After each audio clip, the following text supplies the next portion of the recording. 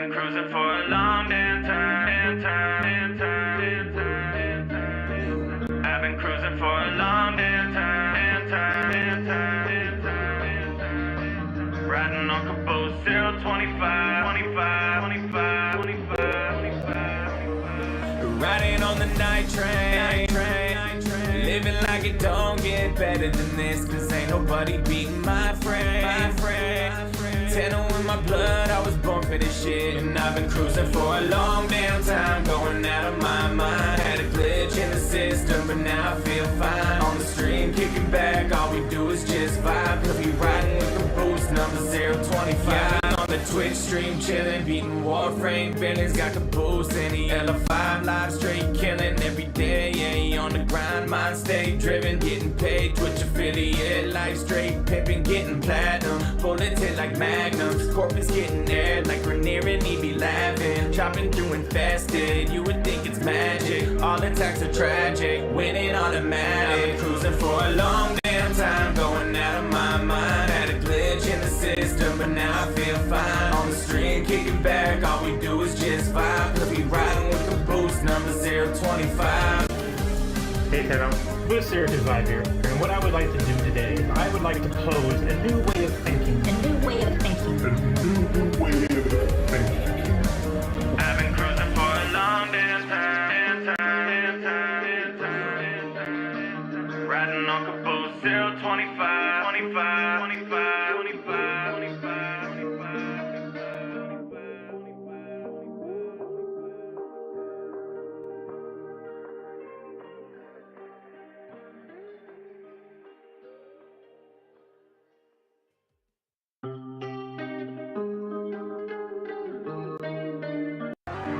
I've been cruising for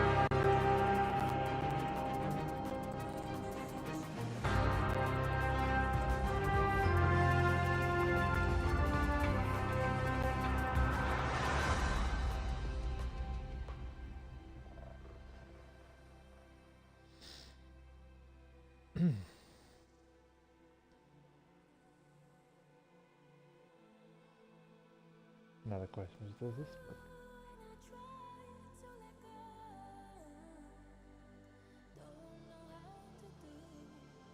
Oh, it sounds horrible.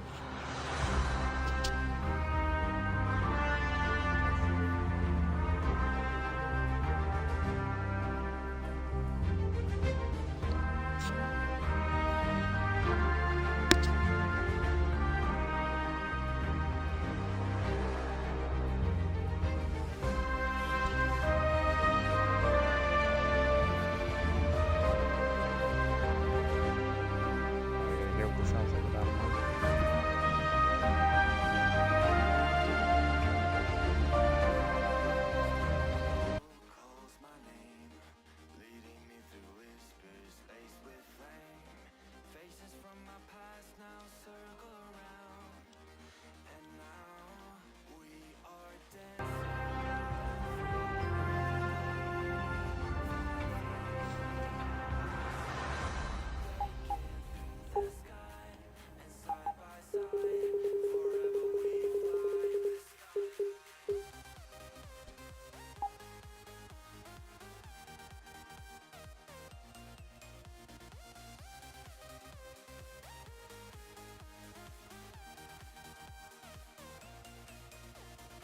Okay, how about, is that better?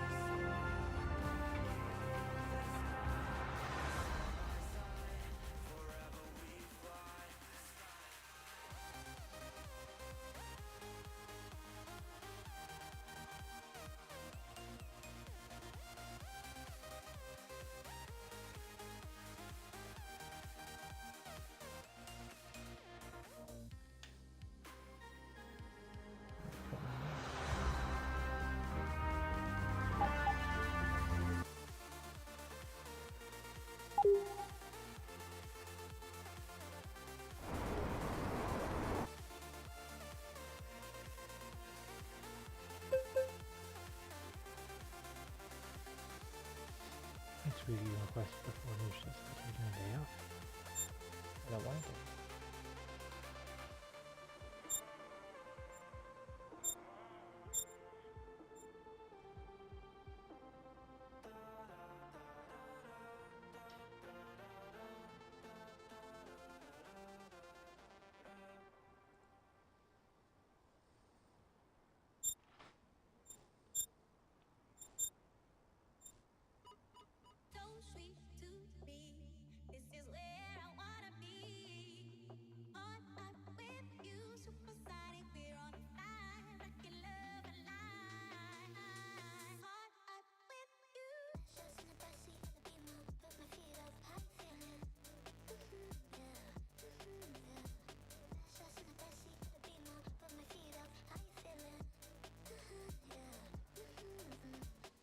Well that's weird. I hit Y to show me the legend, and then it takes me to... Well, it takes me to the Microsoft store.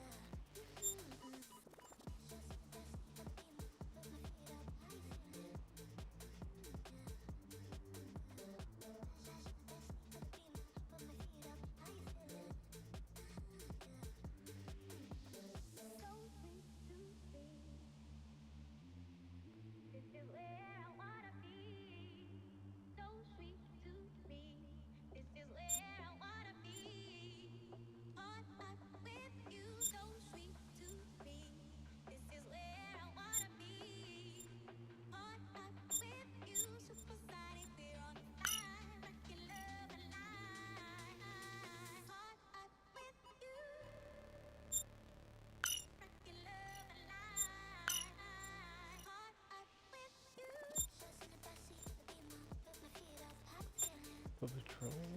Where do I want to go? This morning?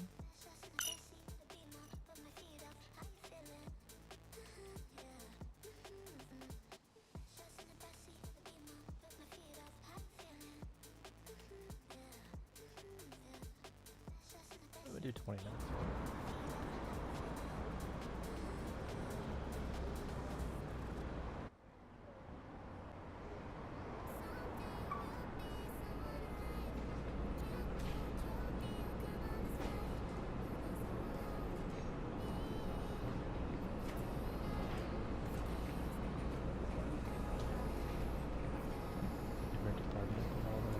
Precincts are like that.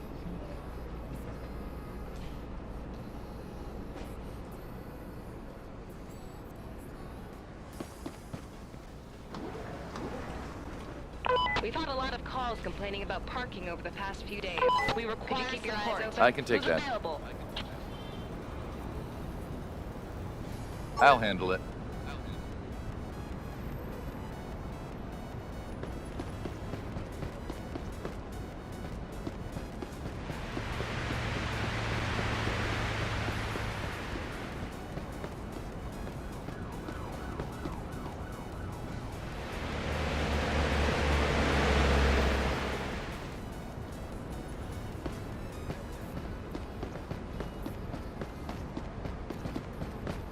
How you doing, officer? Hi there.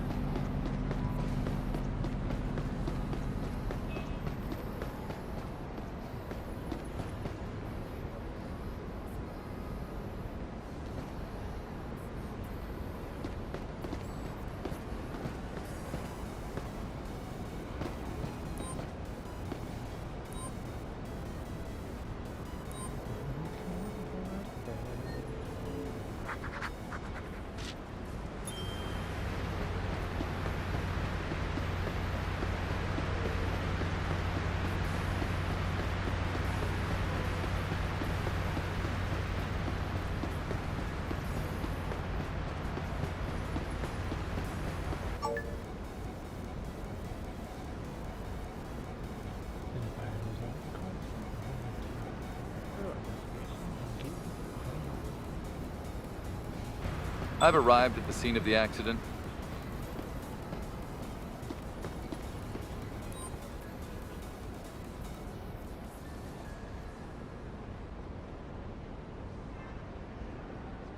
Let me know what you saw. I don't understand what happened, officer.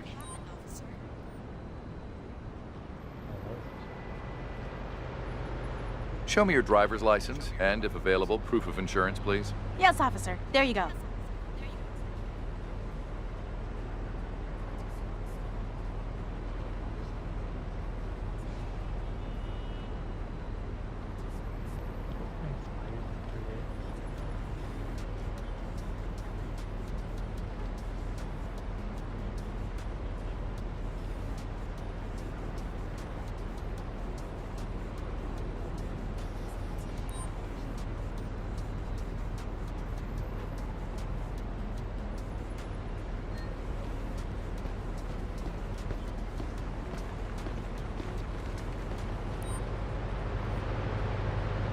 Tell me what you saw. I'm still in shock. I need to get my head right. Show me your license and car insurance, please. Okay, officer. There you go.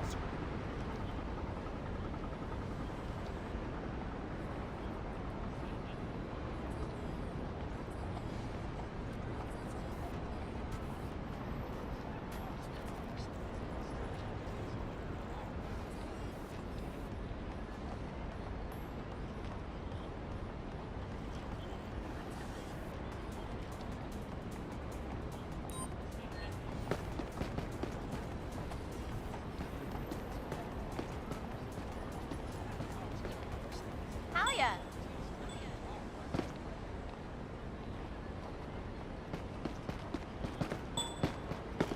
Hi.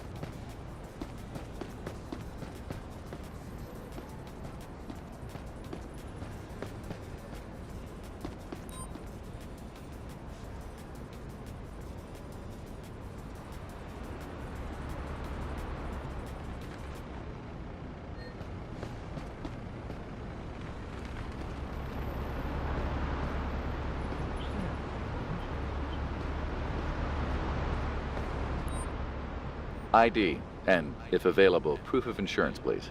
Here you go, officer.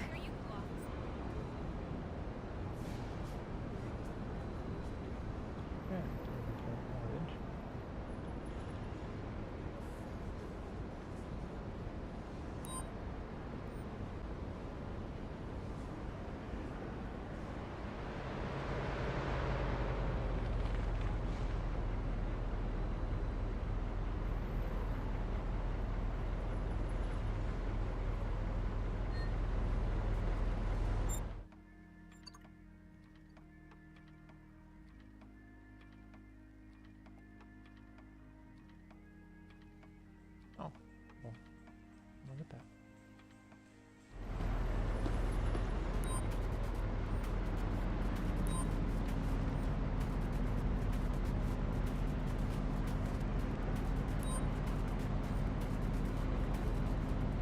I have to arrest you for having an open warrant. Please, move to the sidewalk. What?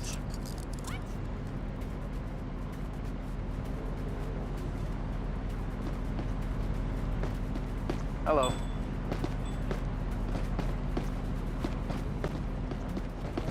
Hello to you too.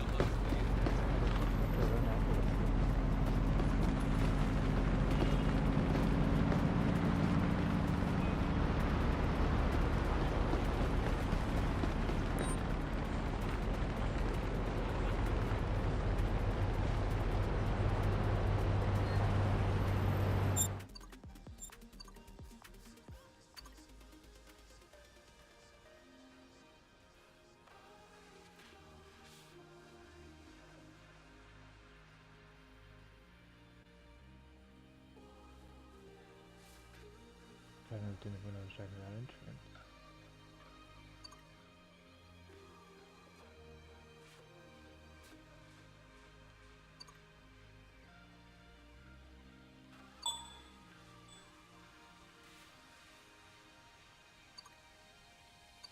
I don't care about that. Tax evasion. Okay.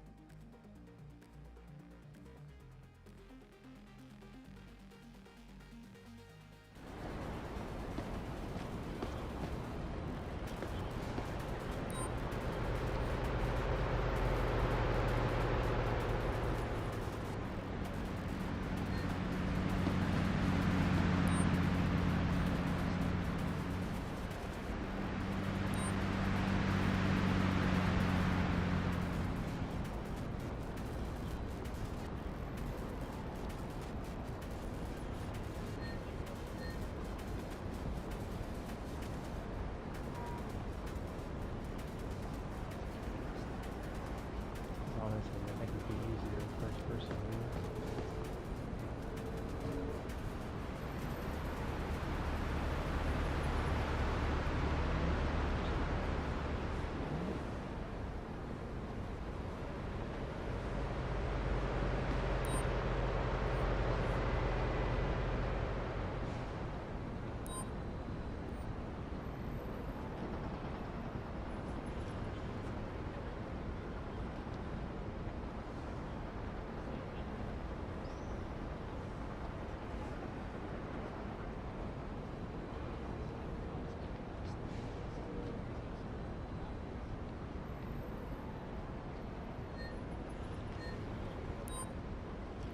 This is your accident report. This is an accurate report. Thank you. You're good to go. Drive safe and have a nice day.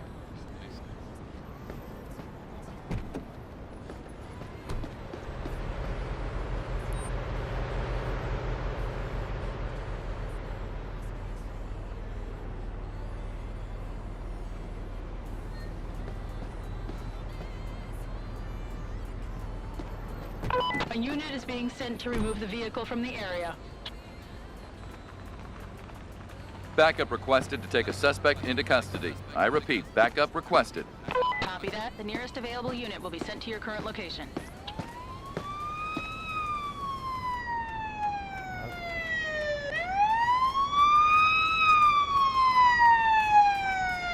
I'll soon be at your location. I just parked nearby. All right, partner. Please I'll go cooperate ahead and come and with take me the to the police suspect van. in custody. Hey there.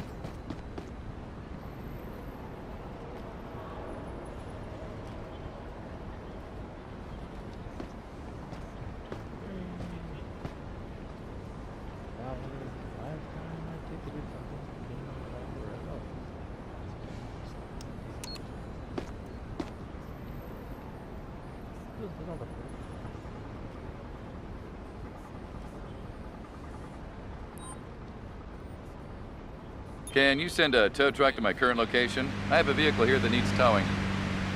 Tow truck will be at your location shortly.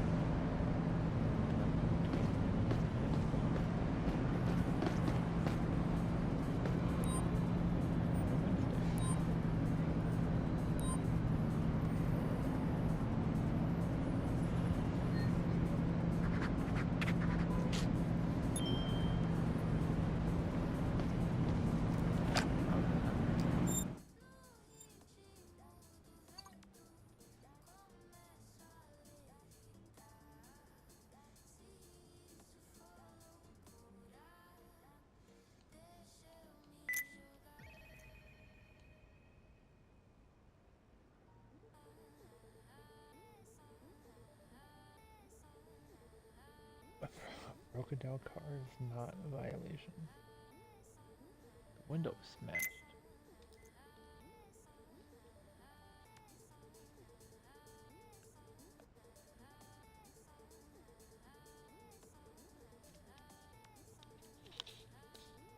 Like in any other state in real life, that's a ticket. Probably not towing.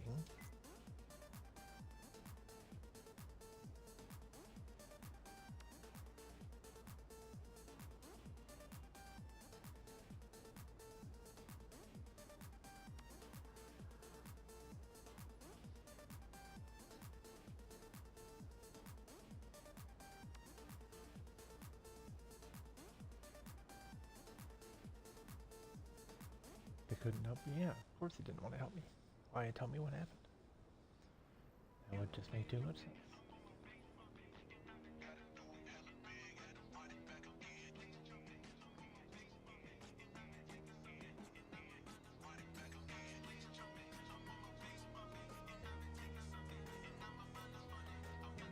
The action was just...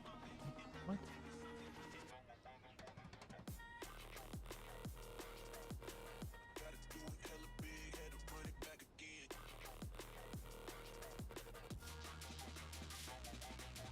Stop.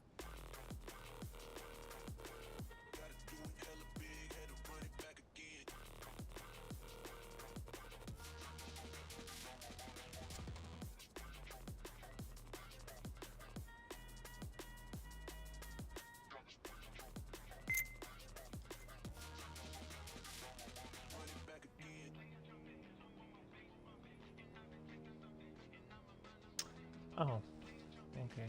Basically shift this over. Got it.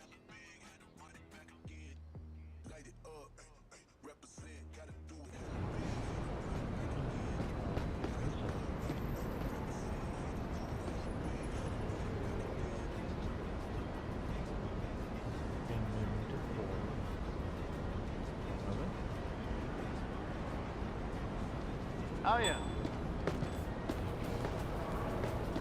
Hey there.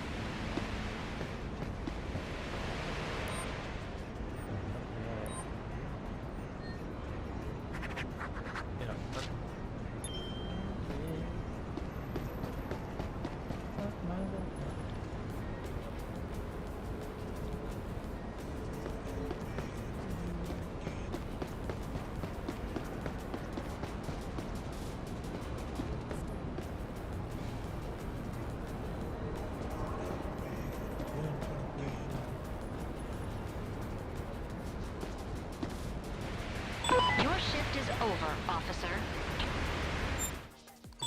Fuck my lip nut.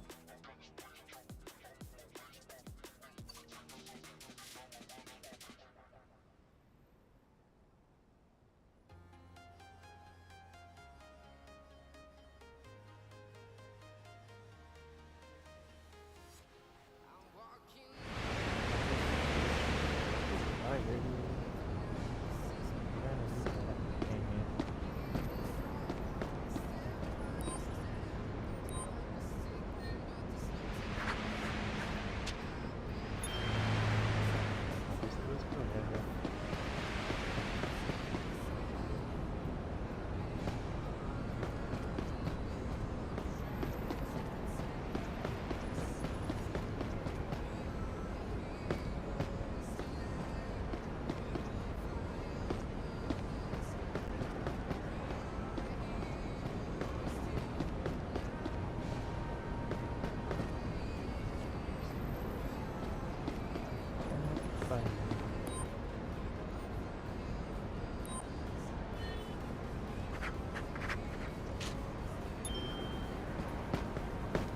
Hello, officer.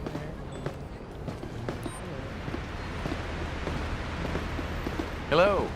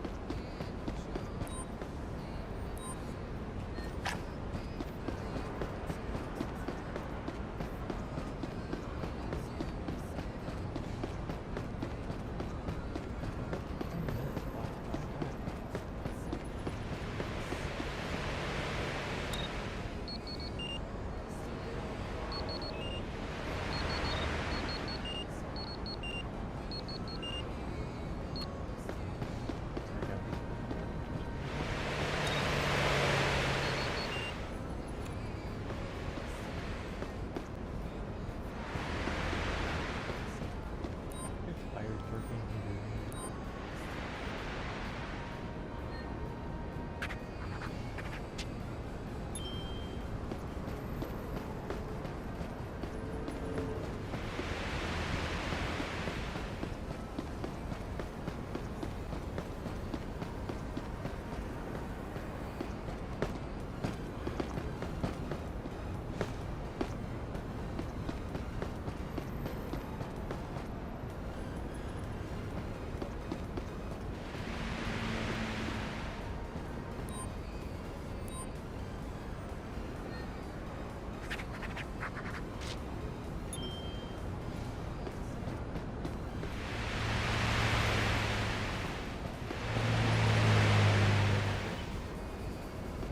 I don't think they're on twice in the same car.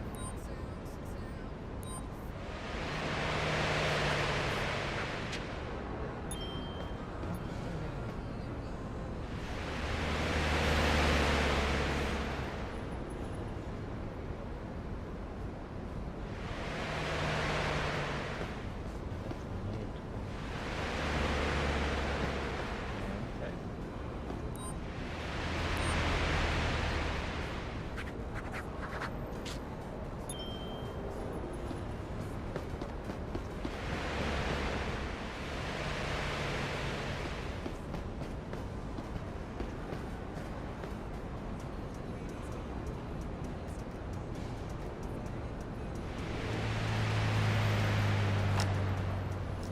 Four o'clock already.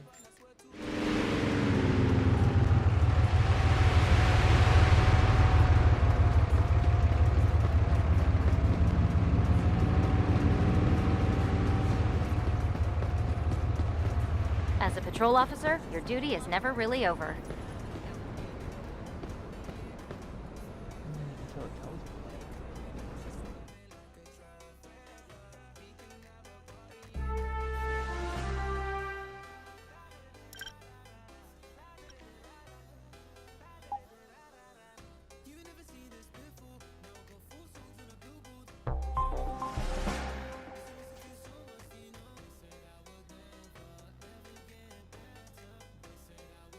Brave.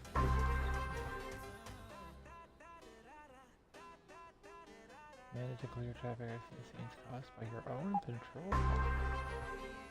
That'll work.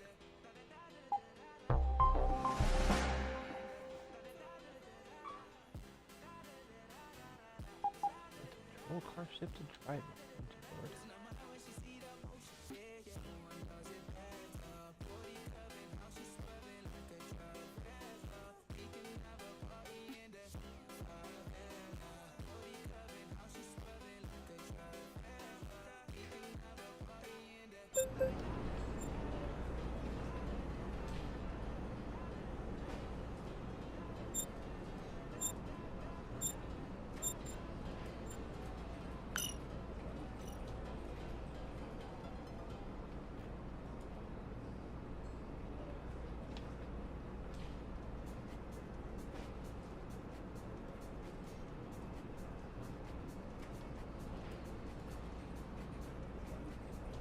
Yeah, we'll do 30.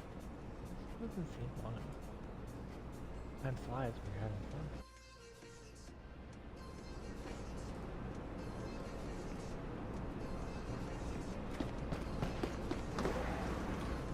We've had a lot of calls complaining about parking over the past few days.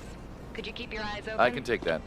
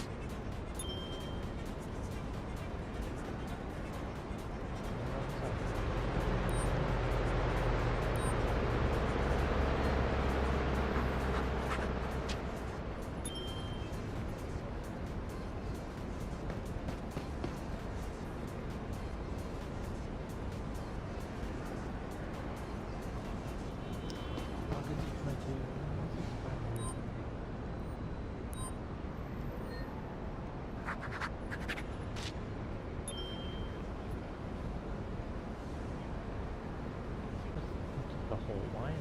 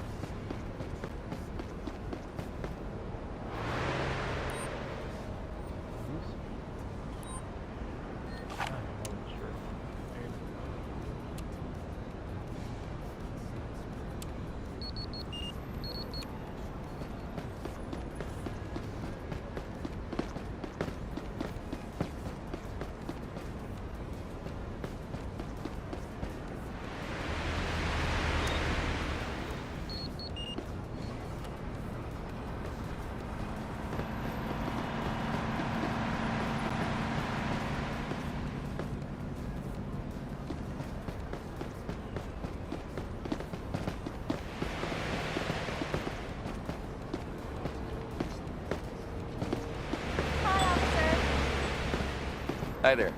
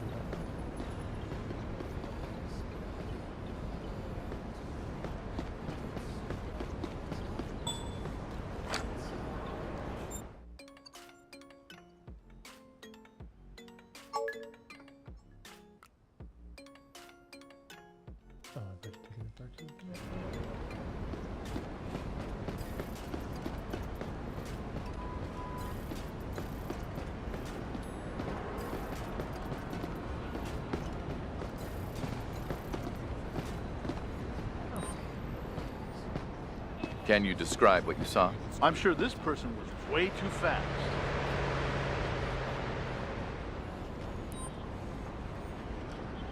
License and registration, please. Yes, officer. There you go.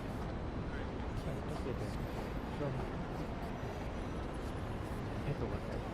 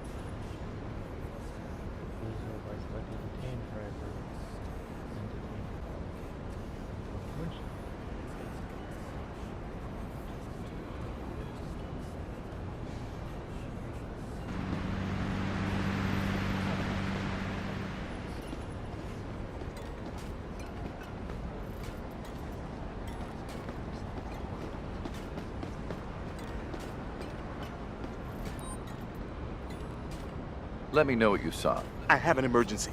That's why I was driving so fast. I'm sorry, officer. Driver's license and insurance card, please. Yeah, sure, officer.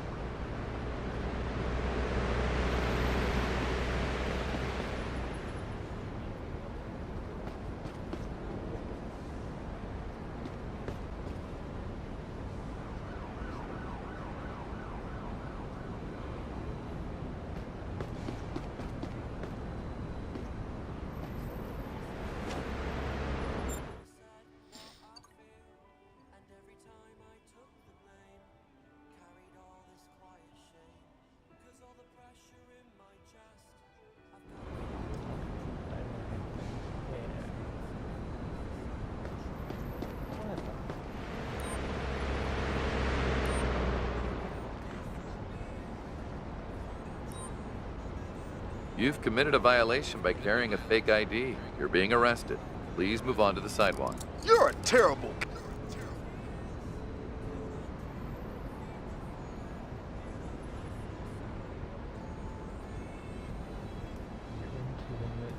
Intuition messages. Searching. And cop.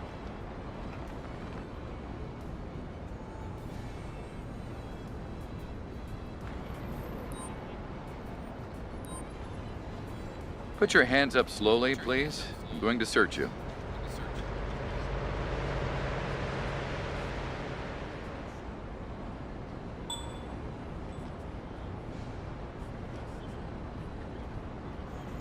this was notebook, a cucumber, wallet.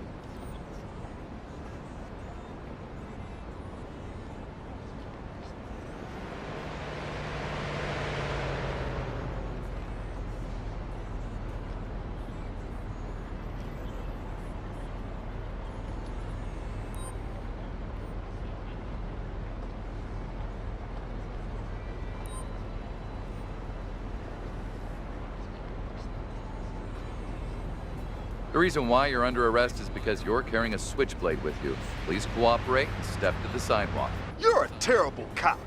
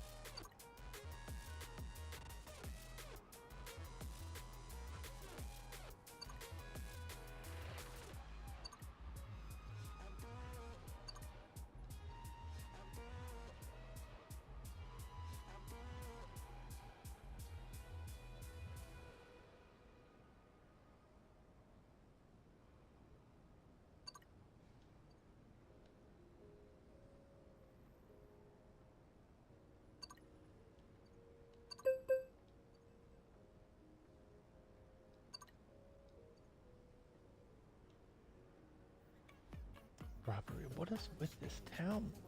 God.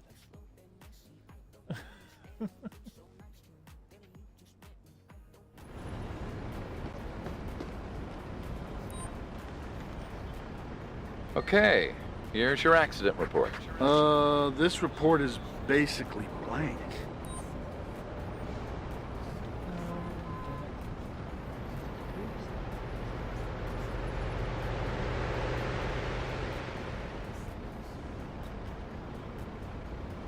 You're good to go.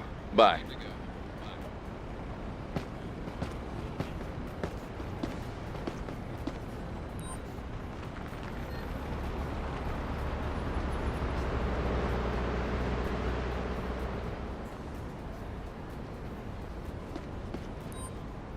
I have a vehicle here that needs towing. I need a wrecker at my current location, please. Sure, it will be with you shortly. I have a vehicle here that needs towing. I need a wrecker at my current location, please. Sure, the wrecker is en route to your location.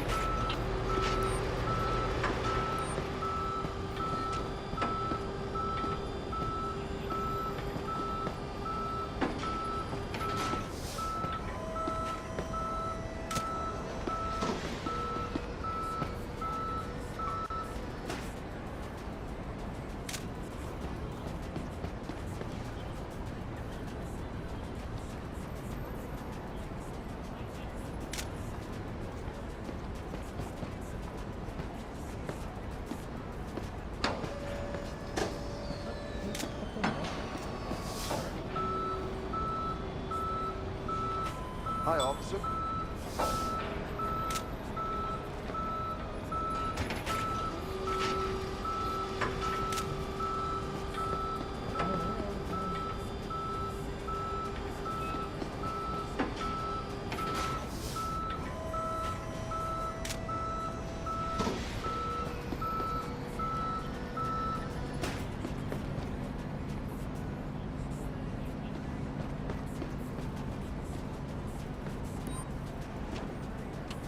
Can you tell me what you saw? I don't understand what happened, officer. License and registration, please. Sure, here you go, officer.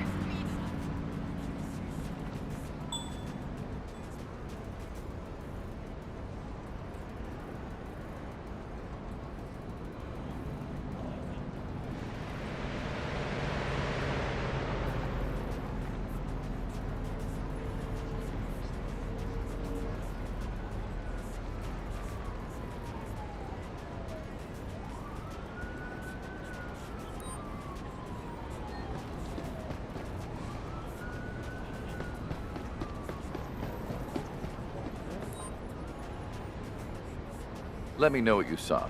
I don't understand what happened, officer. Show me your driver's license, and if available, proof of insurance, please. Yeah, sure, officer.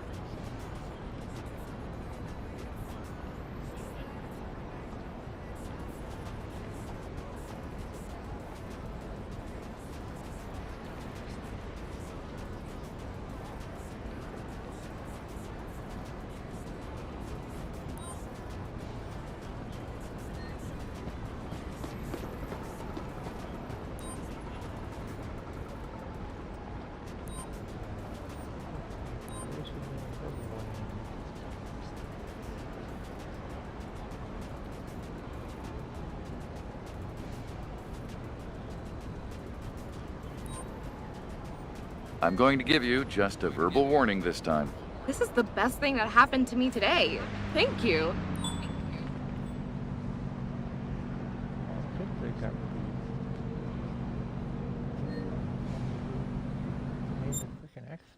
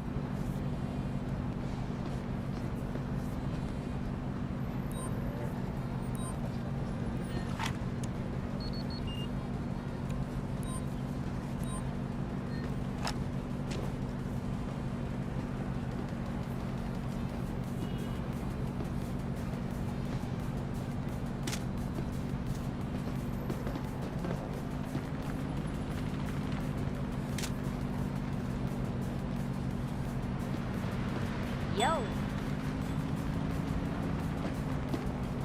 Hi.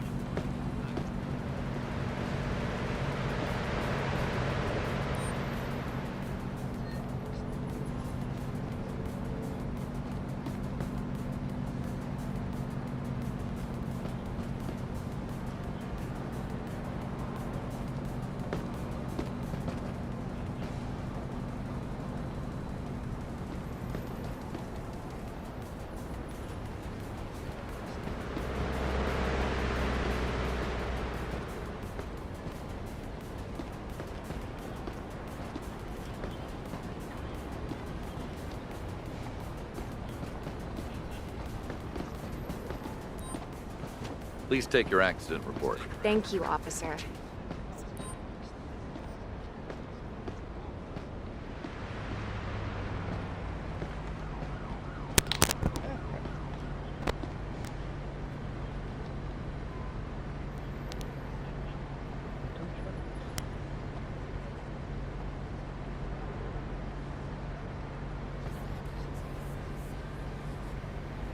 We're finished here. You're free to go. Have a nice day and take care. Okay, here's your accident report. Thank you, officer. Have a nice day. Goodbye.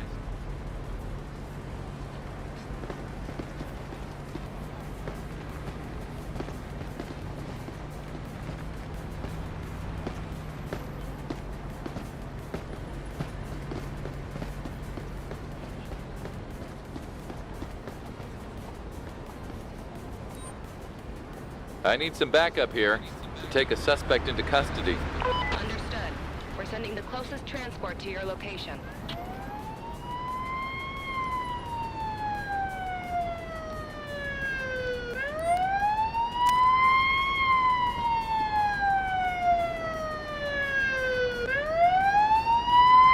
Hey, Walker. I just want to hear you. I'll be at your location soon. Hey, Walker. I'll take the suspect directly into custody. I need you to be cooperative and follow me to the patrol car. At your service, officer.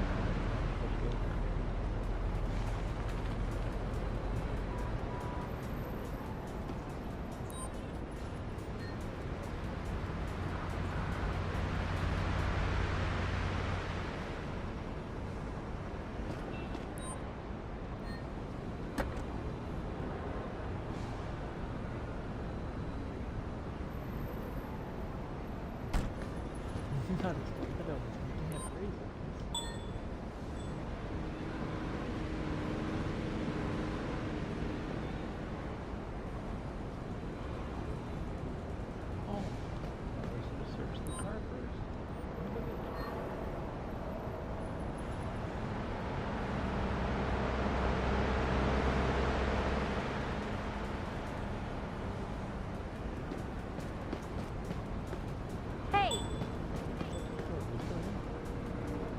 Hi, citizen.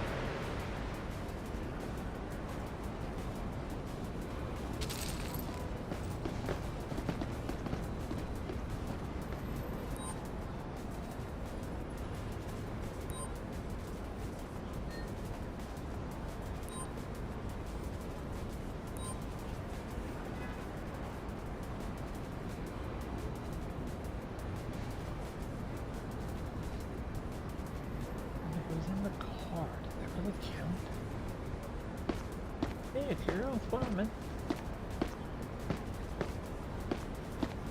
How you doing? Thank you for the bid. Appreciate it, buddy. How you doing, man? It's been a while.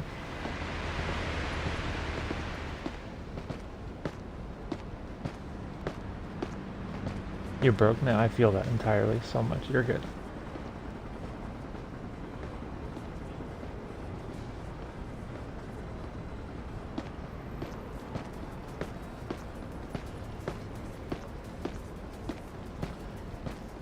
I mean, the switchblade was in the car. Does it count as carrying it? You're under arrest for carrying a switchblade with you. Please, don't do that. Obviously it does. It has got points for it. So we'll take it. Sir. Hey, People here are so nonchalant about I need backup to take a subject into custody. Understood. The just to closest fly available it. unit will That's be 3 dispatched to your people in a location. single ship. Yeah. Ass out of here. Your shift is over. I have a vehicle here for towing. Can you send a tow truck to my current location? Tow truck will be at your location shortly.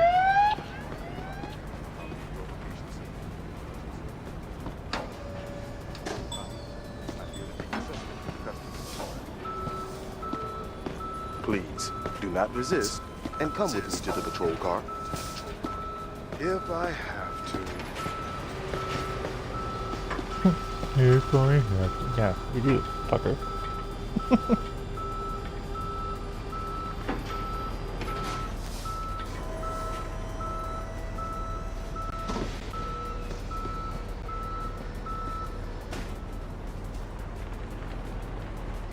How you doing, Gary? What you been up to, man? I haven't seen you in a while.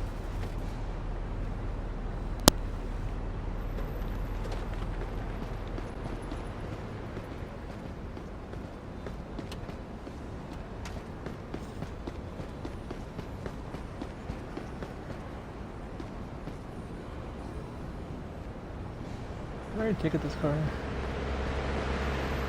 I did. Yep.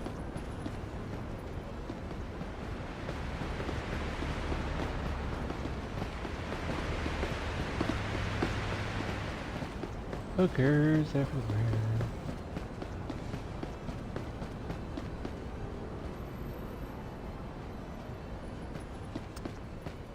Grinding Twitch. What are you gonna stream?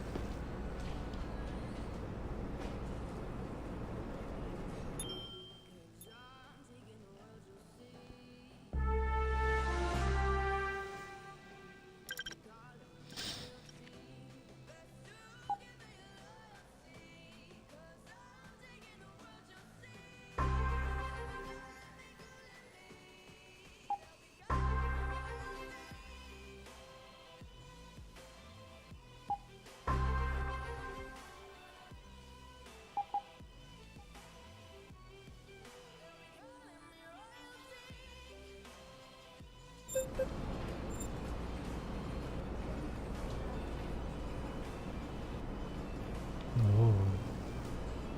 The patrol car can help with control parcels. Easily travel around. Currently a design district.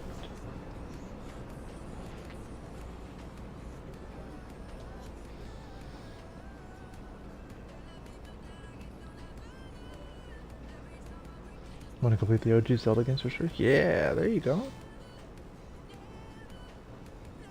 Oh, I've been live streaming to YouTube, but I can tell you I don't have a whole lot going on there. But I've been trying to get better about capturing clips. Been posting a few clips from Hunt Showdown. I don't think I'll get any clips off this. I decided just to play this for a little while. It seemed interesting.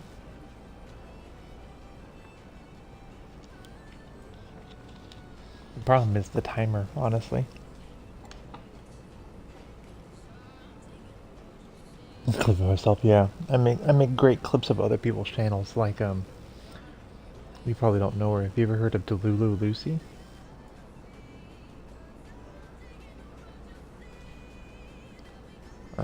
She's a good streamer friend of ours. I spend a lot of time in her channel because she's usually streaming when I'm working. So I make clips of her channel for her all the time. Hold on.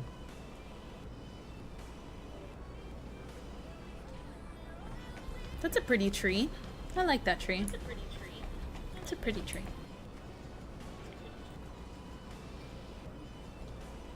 That's right. Donkey likes boulders. Lucy likes trees.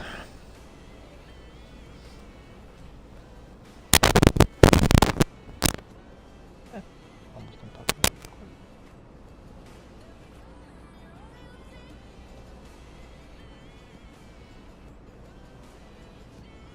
Yeah, if she was here, her walk-on would go out too. It's even better than that.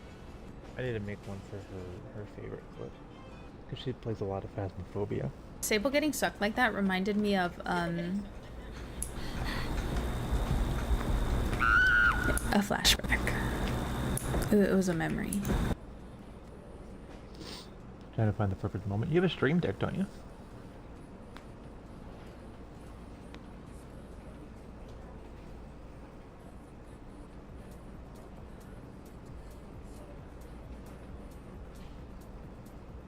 Okay, the clip. Love Phasma. No, I don't. So you can do your PC, right? Yeah, just have the Twitch creator dashboard open, because then you can just you can add a marker to your stream.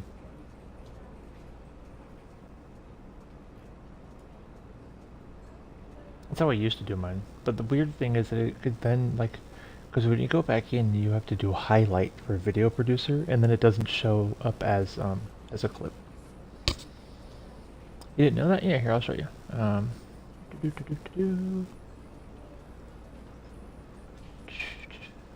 Let's share this. Go to the dashboard.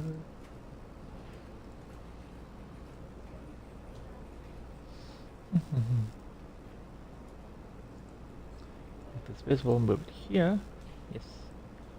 So if you just go from your creator dashboard, you can just do, basically you click this button here and add a stream marker, or clip that. So then the clip would be here, and add a stream marker here. And what the stream marker does, stream marker actually gives you starting a point to go back in and use the video editor. And it'll show you if you have a marker on one. Where did I put one in? So here's this 2 markers.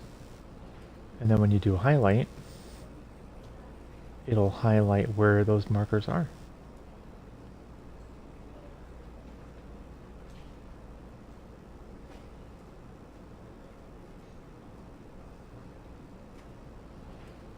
And that way you can edit the timing, but it's weird because like when you do a highlight, it doesn't save like as a clip, so it gets kind of weird.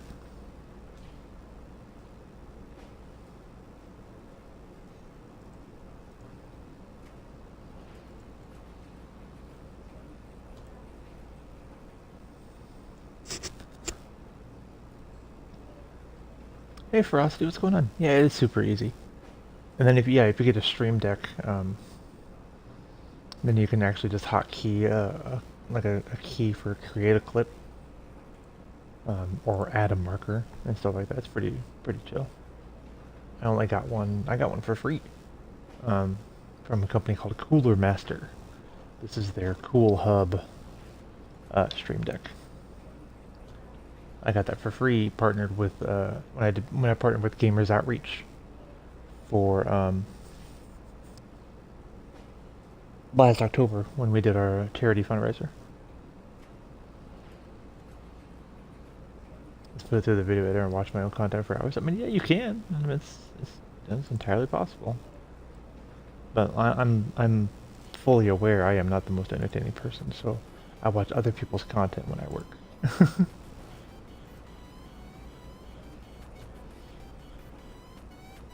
Highlight your message. I mean, I can see your message. So we live, yeah. This is our good friend Akira. We haven't talked with Akira in a while. I'm trying to help give him tips on how to do his stuff.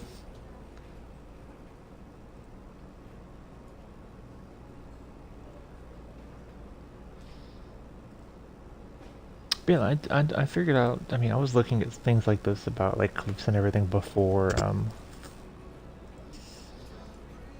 like before I even had a Stream Deck. But yeah, just like utilizing the Stream Manager, the Creator Dashboard, makes it a lot easy. And you also could do, I mean, I guess it depends on the bot you have. I don't know if that'll even clip anything. I know StreamerBot does clip commands. I don't know if Stream Elements does. I don't think it does. Here. Play last stream. Yeah, what's this? Yeah, mine didn't clip. That didn't clip anything for me. Different bots can do that.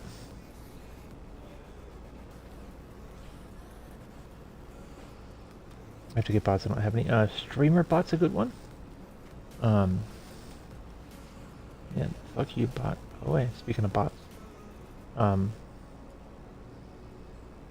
I use Stream Elements. I'm gonna lean into Streamlabs a little bit more because I've been streaming to Kick as well.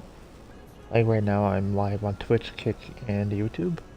But trying to find a bot to keep my automated messages on all the platforms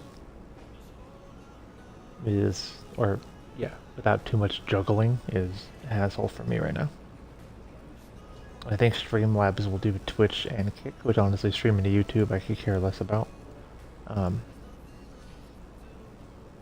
But if I can get the bot working for Twitch and Kick, it'll make my life easier. I don't know if there's new DLC for the game. I realized I hadn't played a simulator in a while.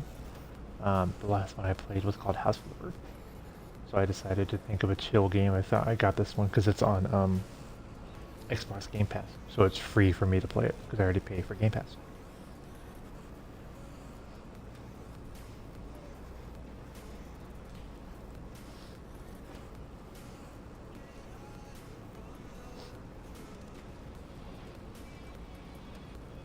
Oh, I don't know. I haven't done anything on Kick. Like I haven't chosen all my emotes. I haven't finished setting up channel point redeems. I haven't done anything on Kick. I got readed yesterday. Yeah. Or I'm sorry, Kick calls it hosted. I got hosted yesterday. For the first time on Kick. And I didn't have like anything set up to go.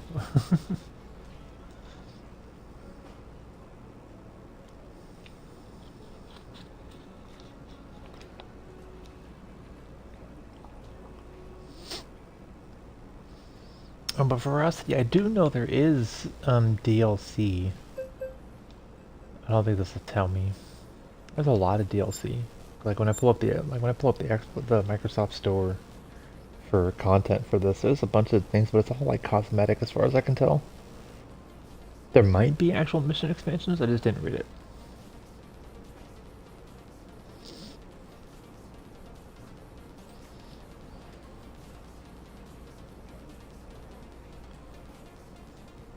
Yeah, I'm trying to play some new stuff actually here soon because honestly I'm getting kind of bored of this, so here soon I might swap over to I go back to Hunt Showdown. And this is cool. We're about to do our first patrol car shift. I've been doing nothing but foot patrol so far. So we're about to do a patrol car shift and see how that's going. Yeah, that shit works. Big in The Sims? Yeah, we're trying to do a few of them. I know the hot one right now is Quarantine, but Quarantine is a PC game, which I can't play, so sucks to be me, but whatever.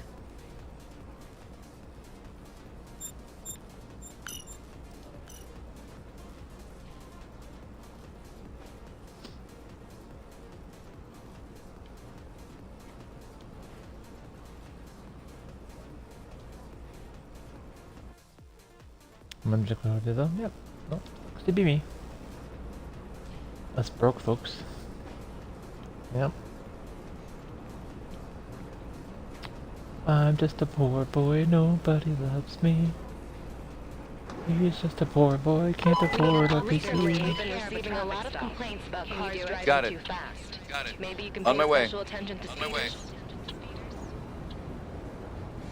Use traffic stop to pull over and check vehicle. Fucking random, okay.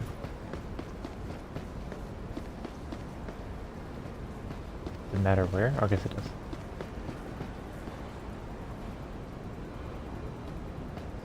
I have a Series X. You have a patrol car, make sure you respect the speed limit and traffic signs. Toggle emergency lights and siren to alert traffic participants of an officer need. Right away, use the blip to pull over cars.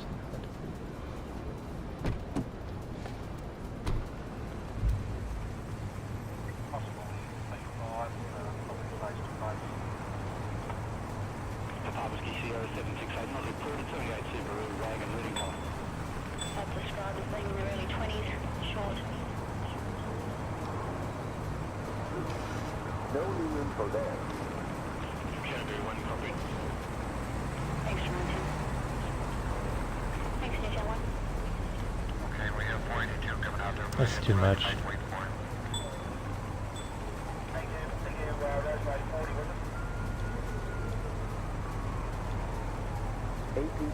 And you gotta use my own blinkers too. It's ridiculous. As a disc drive, most of my games are disc, except for previous games. I don't really have a whole lot of disc games anymore. But I bought the Series X because at the time it had the better graphics and everything compared to the Series S. So I didn't do that. Could be related. Why are you in a crosswalk? Can you go any slower? No new info there. What is the speed limit? That's 35, okay. Blinker's still on.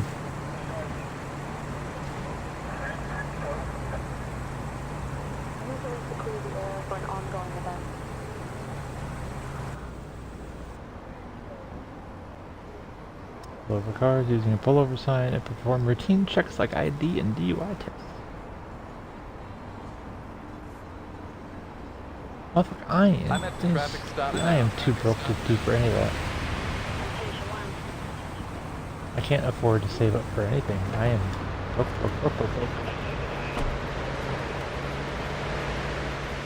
Oh, excuse me.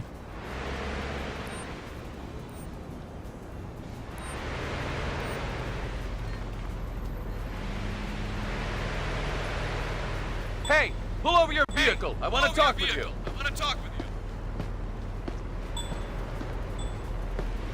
Looking for the parking spot.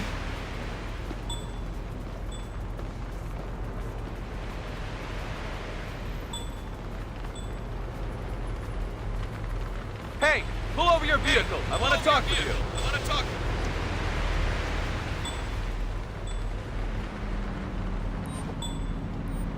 License and registration.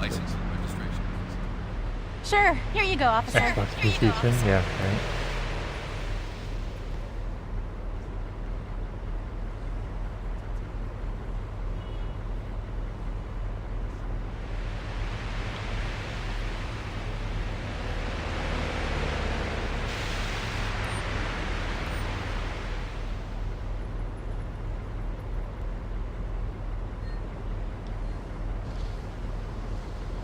Very nice lady. I don't have any reason to hold you. All right, you can go now. Drive safe.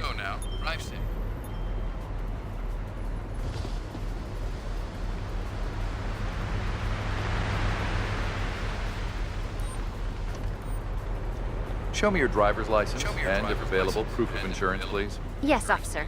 There you go.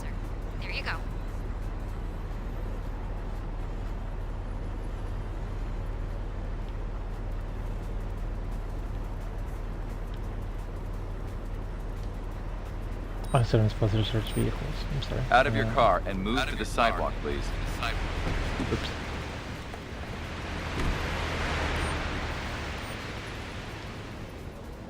That's not the sidewalk edge.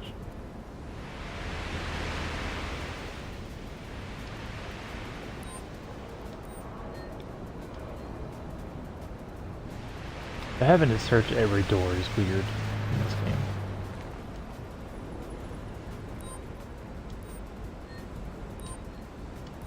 do you mean? It's a pickup truck. Open the tonneau cover. Sorry, it's a Honda Ridgeline. It's not a pickup truck.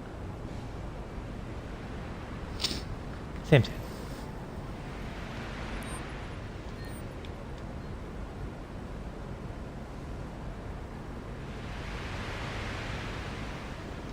Oh? Nice to see you, officer. Nice to see you, officer. I would love to greet you Hey back, there. but Hey there. the game is dumb about that.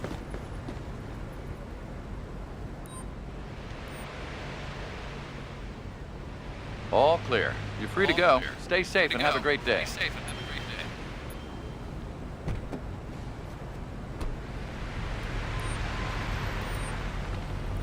A whole line of people.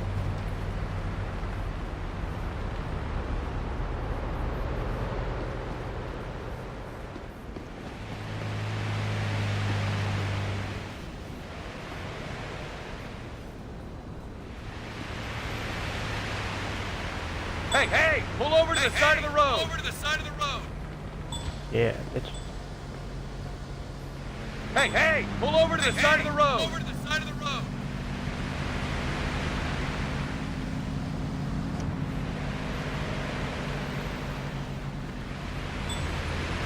How many cars can I get in a row? Can I get 3 of them?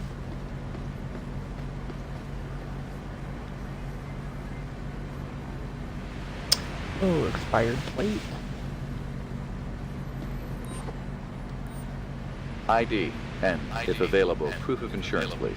Here you go, officer. Here you go, officer.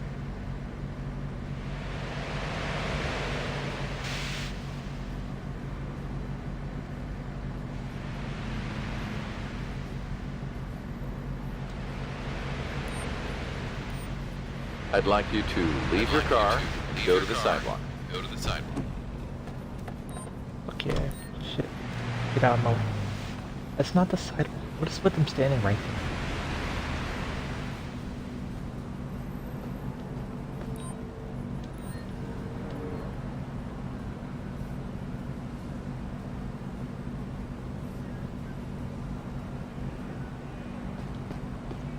Pocket knife is illegal. It's not a switchblade.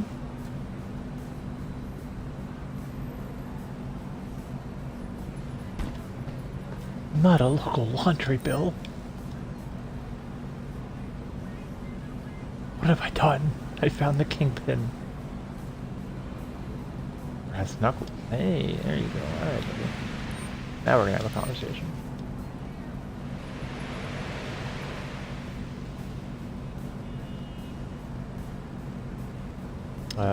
Your marijuana is legal. So, we're gonna do this.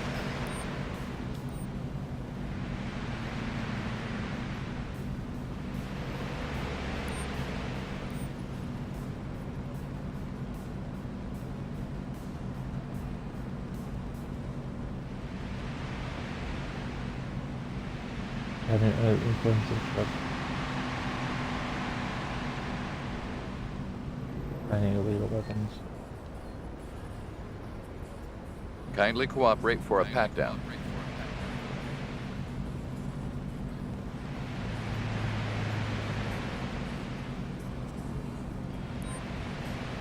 Show me your ID and proof of insurance if available, please.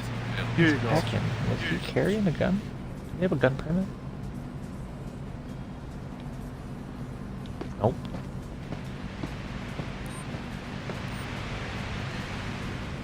Hold on. We'll check. Sometimes the system says something different. Gun permit? No. Alright, buddy. You're gonna have to go. Let's see. We're gonna do illegal weapon. Now without a permit. Alright. Rifles without a permit.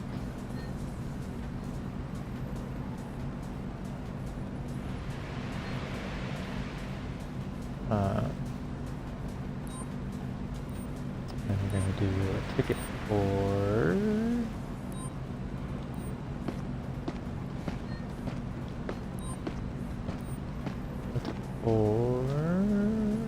Spiral. Fuck yeah. Did I miss anything? Oh, thanks.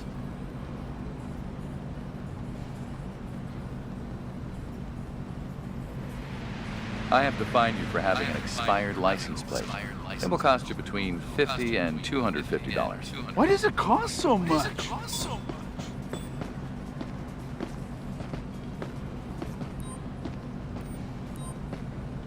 Why is it not? It's so weird. Okay.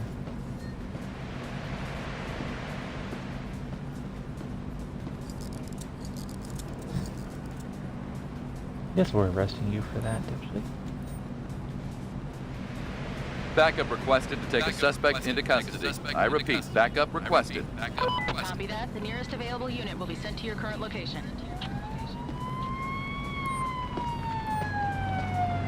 I have a car here that needs towing. Please send a tow truck to my current location. The record has already been dispatched to your location. Out of your car and move to the sidewalk, please.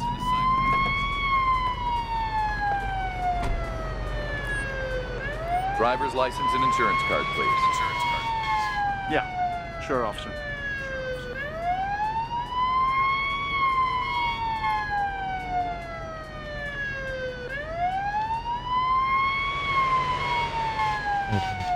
Grant our senior, you won't get no insurance.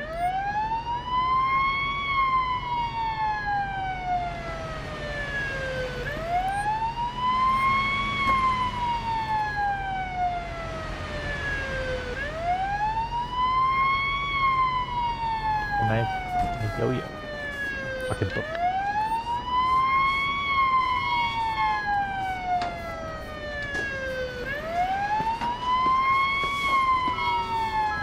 Why is everybody carrying around cucumbers in their cars? I don't understand.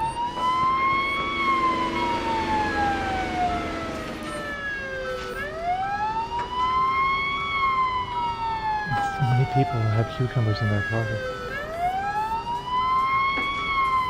Have nuts. Oh, you're gonna get driver. I'm charging you for not having valid insurance. Spoiling my good vibes. Okay. All clear. You're free to go. Stay safe and have a great day. Don't be a dude.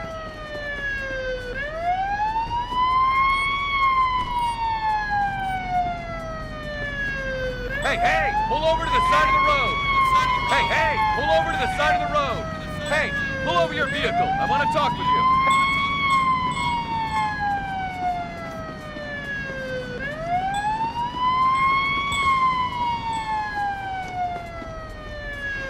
Okay, one more. Why are you stuck? Hey! Pull over your vehicle! I want to talk with you!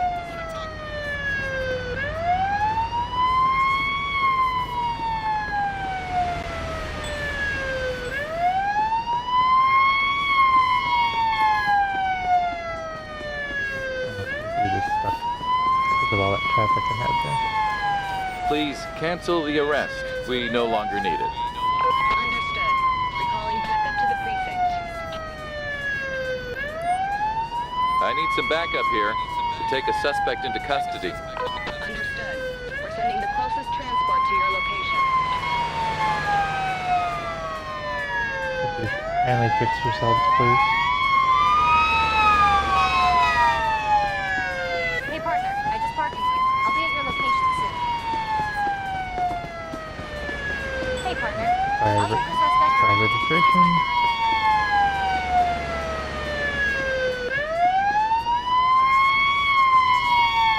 Oh god, please shut up.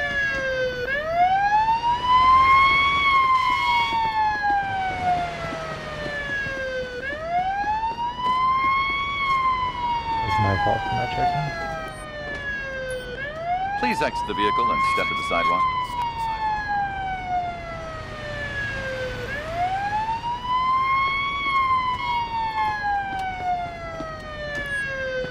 I'd like to see your driver's license and car insurance, please. Yes, officer. There you go.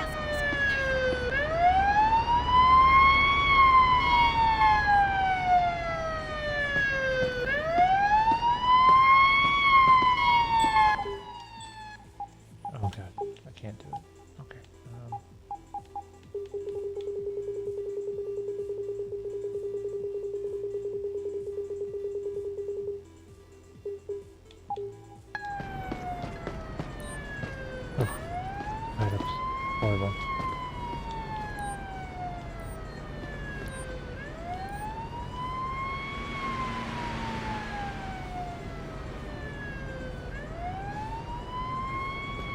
Not a pocket watch.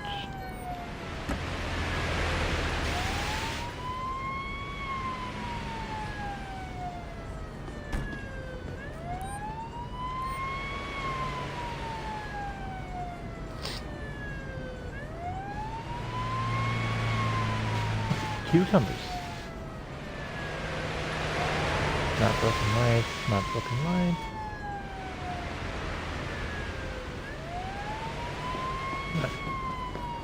Expired registrations, that's all I got on there.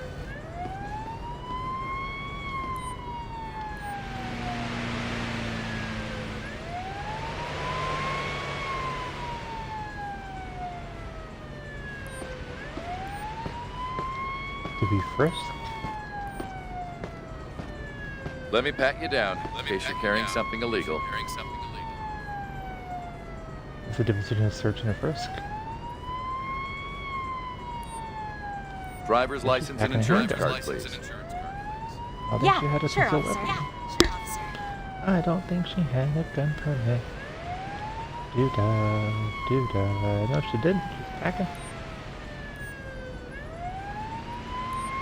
I will proceed with the search. Please cooperate.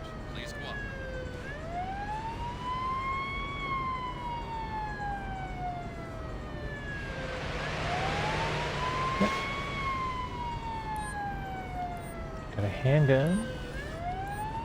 Please cooperate peacefully while I take a sample to check if you're drunk.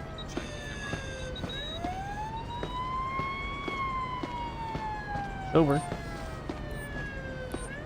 You'll take a test to see if you've been driving under the influence of drugs.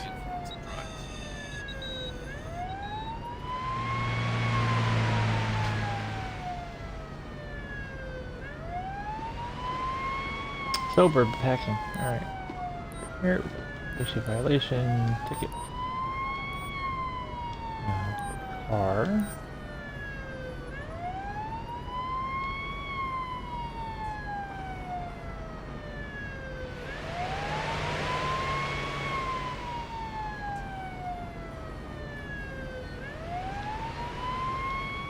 And then we are going to detain you. You're carrying a gun without permit. You're under arrest. I will now cuff you. Wow, you could arrest me for all these reasons? I'm sorry. I need some backup here to take a suspect into custody. Understood. We're sending the closest transport to your location. There's already one over here. But whatever.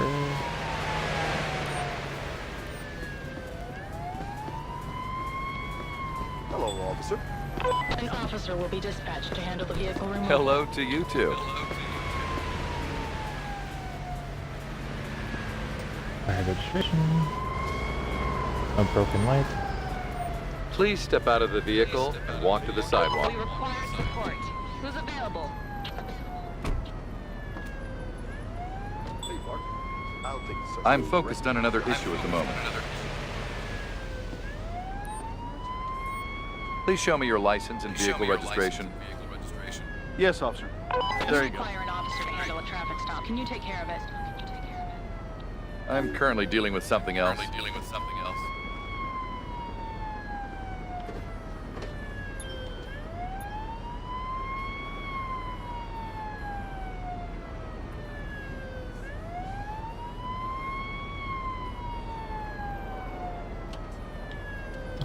Stig Ross. Alright, got insurance and ID. Put your hands up slowly, please. I'm going to search you.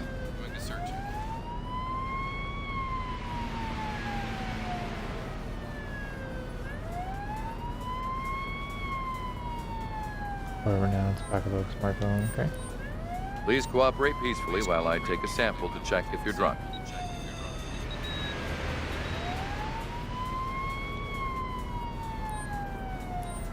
You'll take a test to see if you've been driving under the influence of drugs.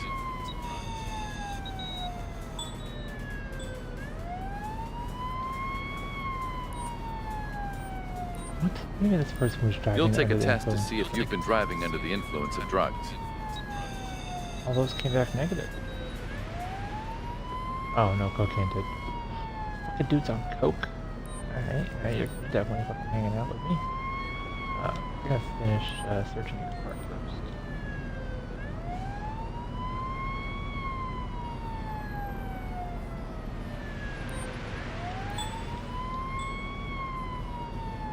And you found a legal item. What else was in here?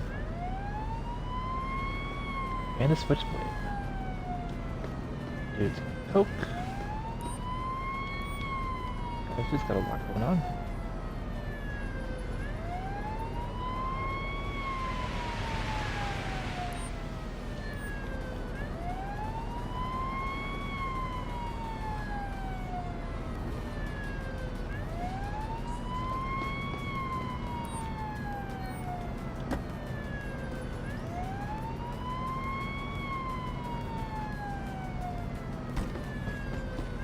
Alright, so let's start from the top. An issue violation. Ticket. Car. Firehouse is right. I didn't even pay attention to anything else about the windows or anything. Handcuff.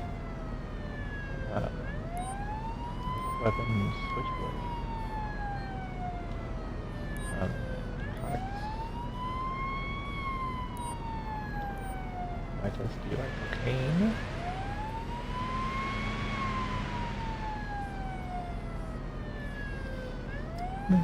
Can we buy some MDMA? Yeah, as long as you can pay. You ever gone? I don't think you had it. I'm putting you in handcuffs now. Then, please step onto the sidewalk. I know, I'm sorry. I didn't know there were so many.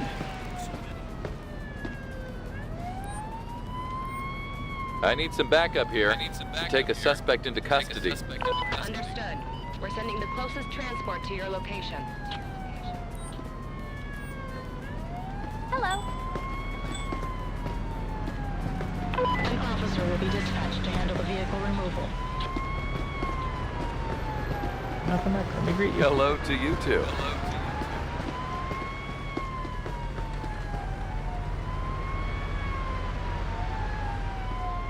Expired plate.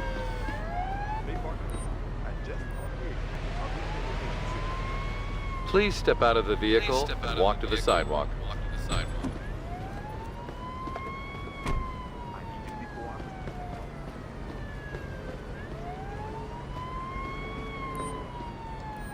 I'd like to see your driver's license and car insurance, please. Yes, officer. There you go.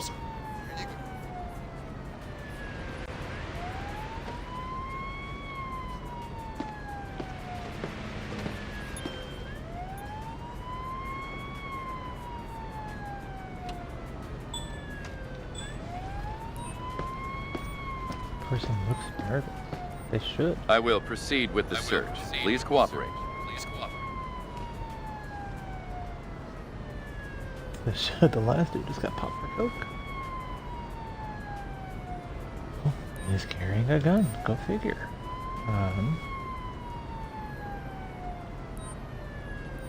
I'll take a sample to check if you've taken drugs before driving.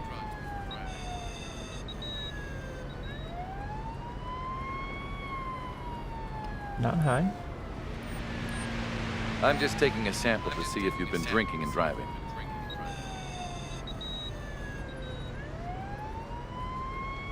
Sober as a bird.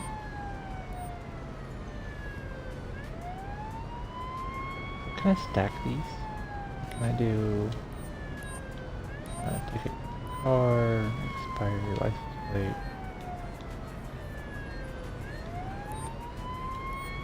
No, it'll erase it every time.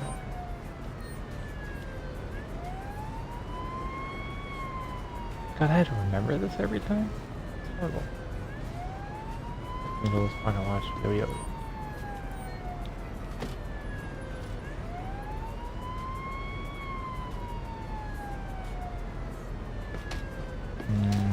Under the legal limit for marijuana. The marijuana.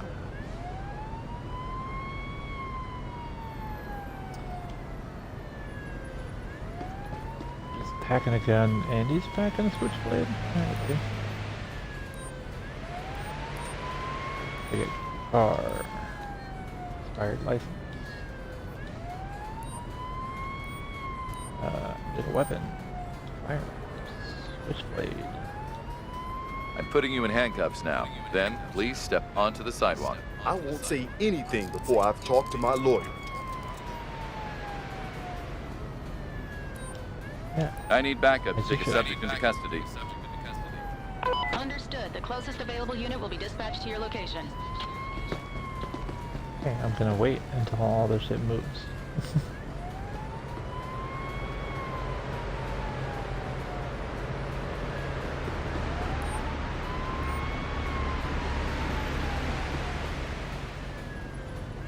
Get the car out of the way. An officer will be dispatched to handle the vehicle Or the cop that removal. just randomly appears out of nowhere.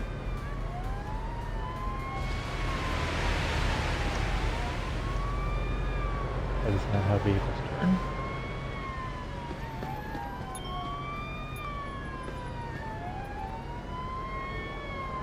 Is somebody ever gonna come get this fucking guy?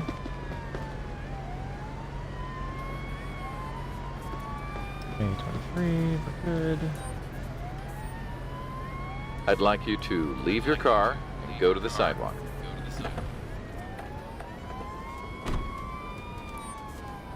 That's not the side. Please show me your ID and vehicle insurance. Here you go, officer.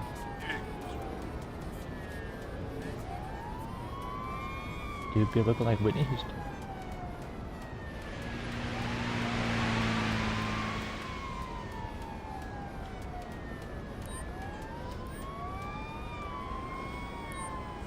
I need to do a search on you to see if you're carrying anything illegal.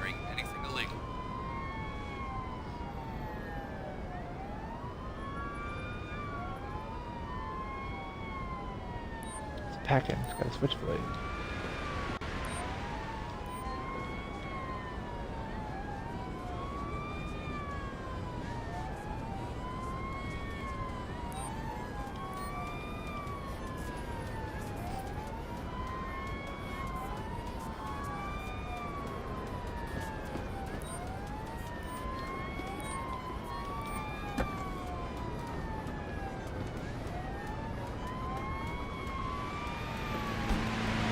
Got dice in the trunk.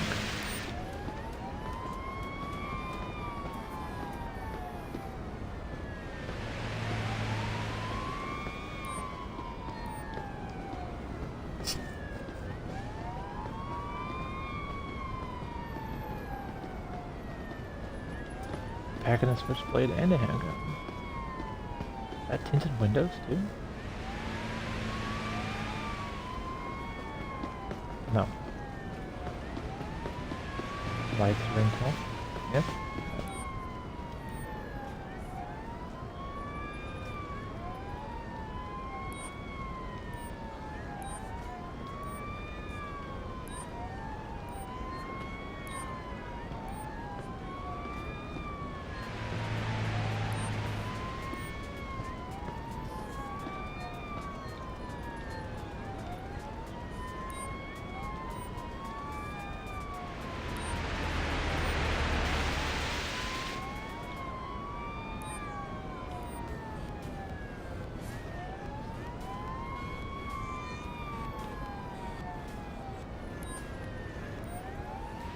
Okay, I got a permit, yeah.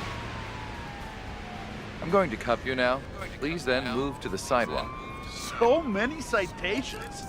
I didn't know that all those actions were illegal. No. Backup requested to take a suspect into custody. I repeat, backup requested. Copy that. The nearest available unit will be sent to your current location.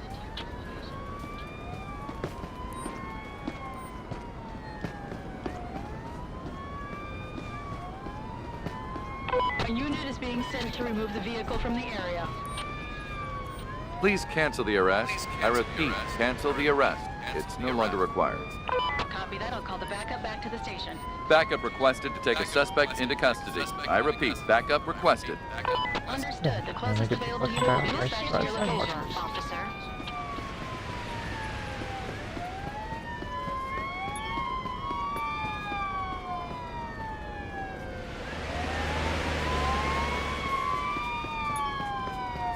Oh god.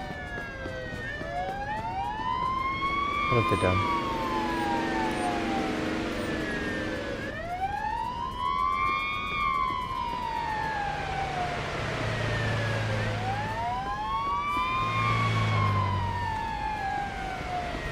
There's stuff.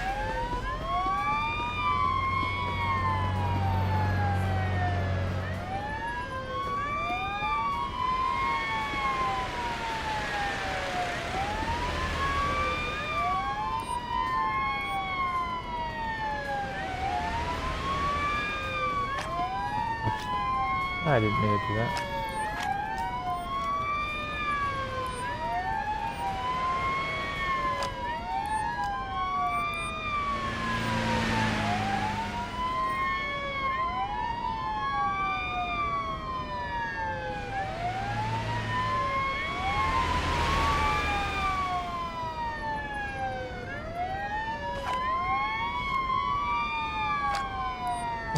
What?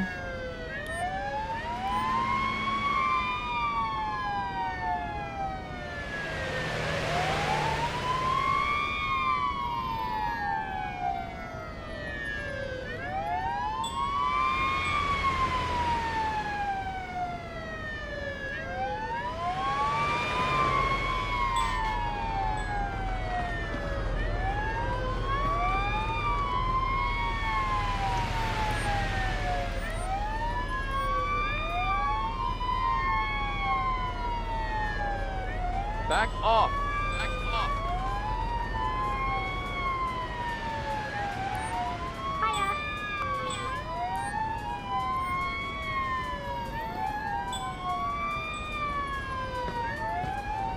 No, I want you to wait. There you go.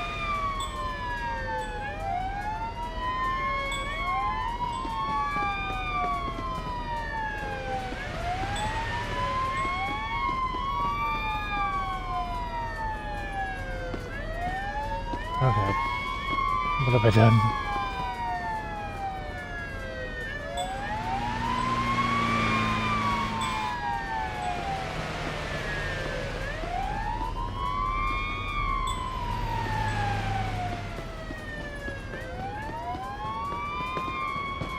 I'm gonna be able to get this guy out of here now.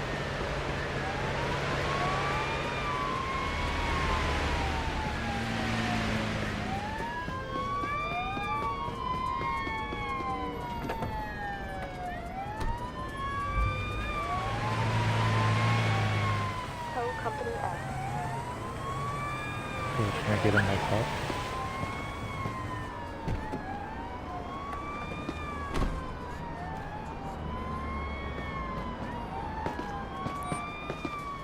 Cancel the arrest. It's no longer necessary. Thank you. Understood. Backup canceled.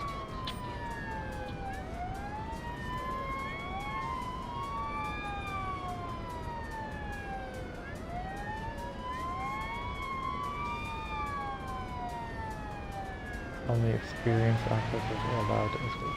What?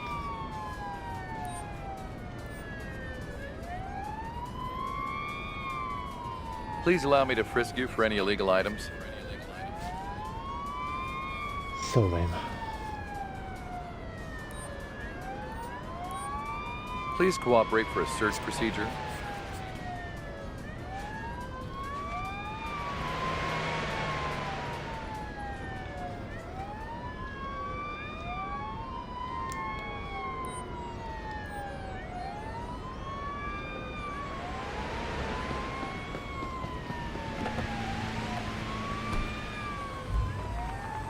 Okay, let's try this again.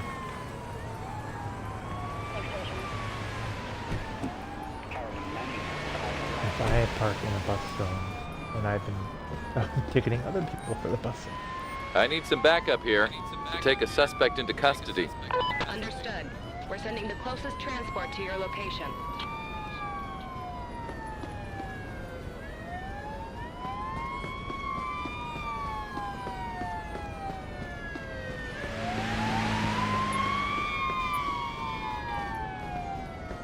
What have I done?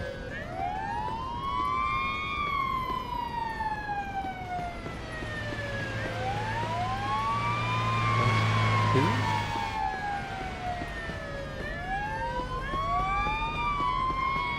somebody can get this freaking dude so I can get off my damn ship?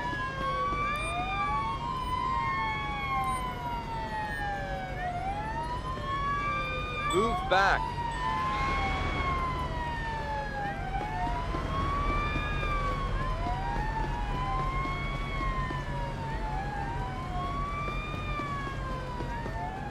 Reverse.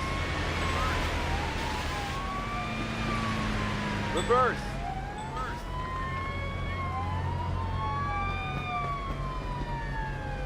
Reverse.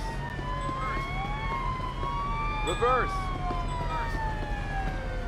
Reverse. I'm way out of this.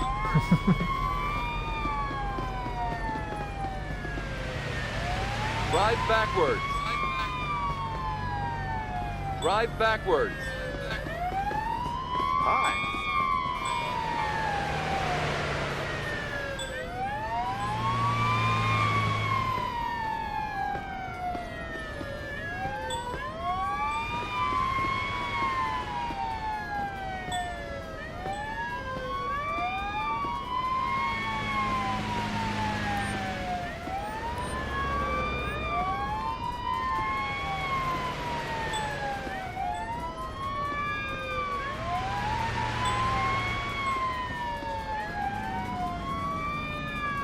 Oh my god, why?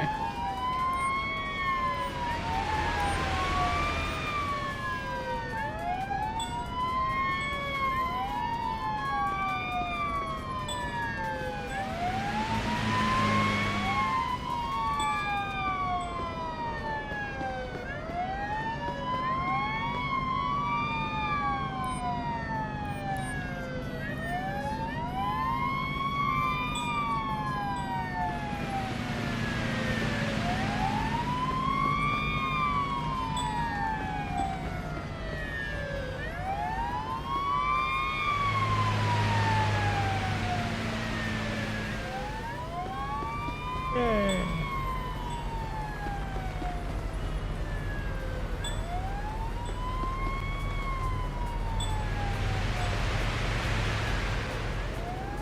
How many cars did I tell to put back? I don't remember now.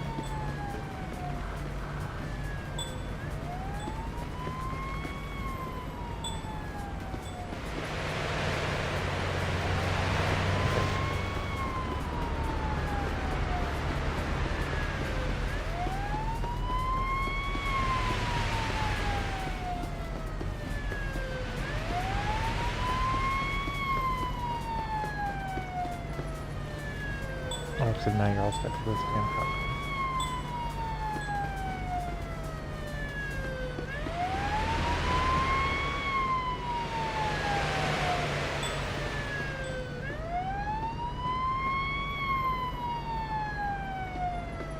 Why? You have all the space in the world. Whatever.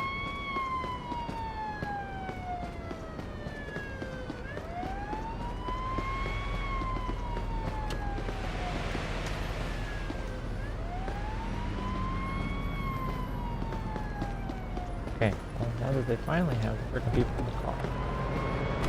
God, that was horrible. MS cars on this channel.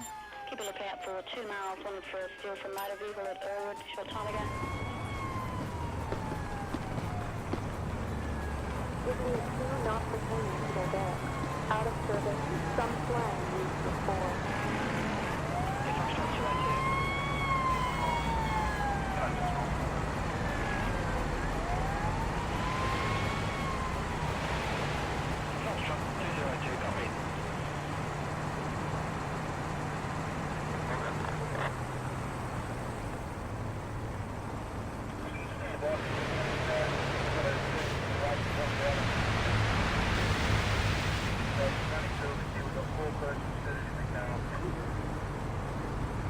PTL1, North Dispatch, A1, Avenue, I3, A6A. Thanks, Sean. Hey, Sean, call me. Your shift is long over. Return back to the precinct. Now. Get that. I was trying to deal with your people that don't know how to drive. Thank you very freaking much.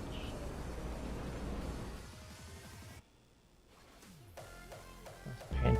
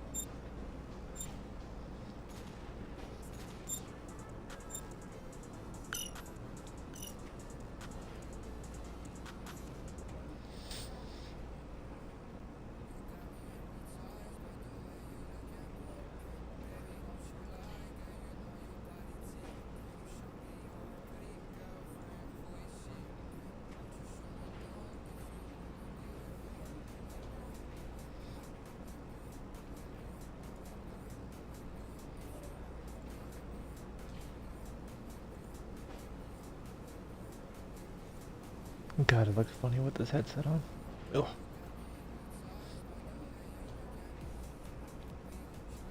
Alright, do we do another shift or do we swap games?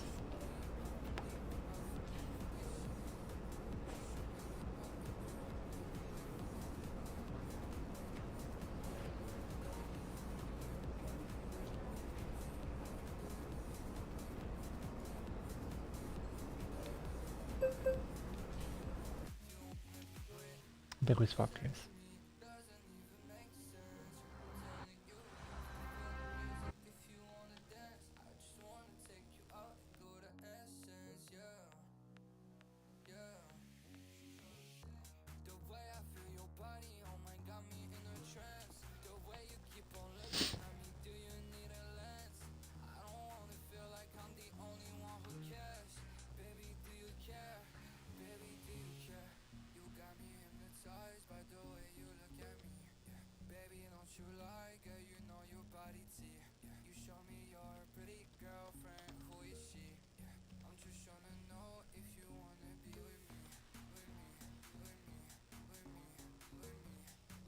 What do you mean there's no active live stream?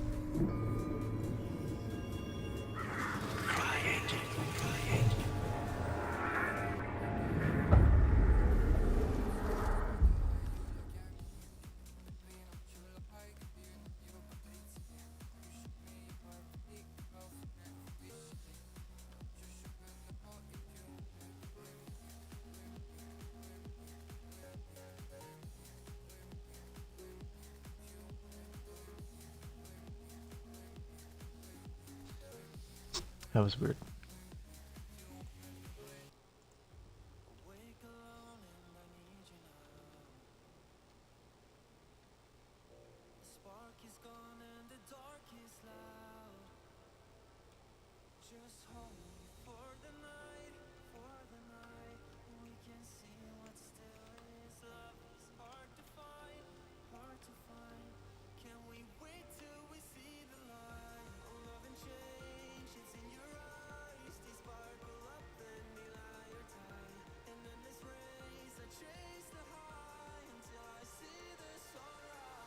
Well, they said it works.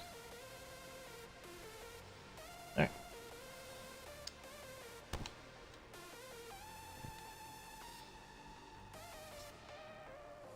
Oh, we do have to do our MS Monday video at some point.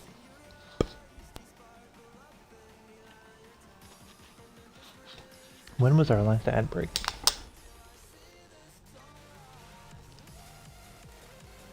Oh, we just have one. Alright, good timing. So, let's do our video.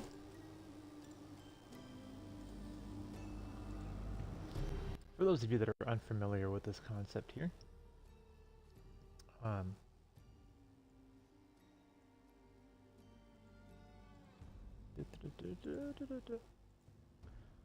I was diagnosed with multiple sclerosis in 2020, so I share videos that have to do with MS care and treatment and information. So we share these videos. This gentleman does these interviews on Thursdays for the National Multiple Sclerosis Society, and this is just my way of helping relay some of that information. So we're gonna let the video play, and I'll be playing the game on the side. But this is just our way of spreading awareness and information regarding multiple sclerosis, which is not talked enough about when most people can have it and never know. So let's get that underway. Good sleep health is important for everyone, and that's especially true for people living with MS. Welcome to this week's edition of Ask an MS Expert. I'm John Strum, and I'm the host of the Real Talk MS podcast. Each week, Real Talk MS reaches thousands of people in more than 100 countries around the world with the news that people affected by MS need to know. My wife, Jean, lived with progressive MS for 23 years, so I've had a front row seat experiencing all the ways that MS can impact a family. Today, I'll be asking our expert the questions you want answered. Please feel free to post your comments and questions on Facebook, YouTube, or Twitch. MS navigators are online throughout today's live program, answering your questions and connecting you to resources. Getting quality Sleep can truly be life-changing for people with MS who deal with issues like spasticity or cognitive changes. But the science behind good sleep can be misunderstood. Joining us today is Dr. Katie Siangsakan. Dr. Siangsakan is a professor of physical therapy, rehabilitation science, and athletic training at the Kansas University Medical Center and the director of the Sleep, Health, and Wellness Lab at the University of Kansas Medical Center, Department of Physical Therapy and Rehabilitation Science. Dr. Siangsakan is with us today to share some of her research on the 4 domains of sleep health and hygiene. Welcome, Dr. Siangsakan. Thanks for being with us today. Thank you very much for having me. I'm excited to be here. Well, you've done research focusing on the 4 domains of sleep health. Can you briefly explain these 4 domains? Sure. So with sleep health, we generally consider them to have 4 different domains. Circadian rhythm, which is one of the primary physiological drivers of our sleep. Another important driver of our sleep is sleep drive. So that is also an important domain for sleep health. And then we also focus on pre-sleep arousal. You might also refer to that as stress or kind of management of that stress, because we know that even if you have a really, really well-entrained circadian rhythm and really high sleep drive, if you're really anxious or worried, it's really difficult for those 2 processes to help you sleep. So we also focus on pre-sleep arousal or stress. And then that 4th domain is sleep hygiene. And those are the things that you've probably, read about before, things like, avoiding smoking, too much caffeine, avoiding alcohol, those sorts of things as well. I think I'll ask for a basic definition. How do you define sleep health? And why is it important for people living with MS to focus on improving their sleep health? That's a wonderful question. So often we, being the sleep community, healthcare providers, have really focused on sleep disorders. So things like insomnia, sleep apnea, but a diagnosis of a sleep disorder. But really just in the past, several years now, there's been kind of this shift from focusing on sleep disorders to more of a focus on this general term called sleep health. Because we all have a sleep health, and it occurs in an absence of a sleep disorder. So even if you don't have a sleep disorder per se, you may still have poor sleep health. And sleep health really, it falls on a continuum. So you can have really good sleep health, you can have really poor sleep health, or obviously kind of somewhere in between on that continuum. I've heard we all move through different sleep cycles each night. Can you explain the different adult sleep cycles? Sure. And so we do have different sleep stages that you're mentioning. And they're roughly broken into 2 different phases. So we have REM sleep or rapid eye movement sleep, and then non-REM sleep or non-rapid eye movement sleep. And then non-rapid eye movement sleep is actually then subdivided into 3 additional categories. You have the really light stage of sleep called stage 1. And so if you've ever had that sensation where you're kind of laying there attempting to sleep and you kind of startle, that's stage 1. That's that really light stage of sleep. And then a little bit deeper stage of sleep is called stage 2 sleep. And then the deepest stage of sleep is called stage 3 or slow wave sleep or deep sleep. We like to call things lots of different names.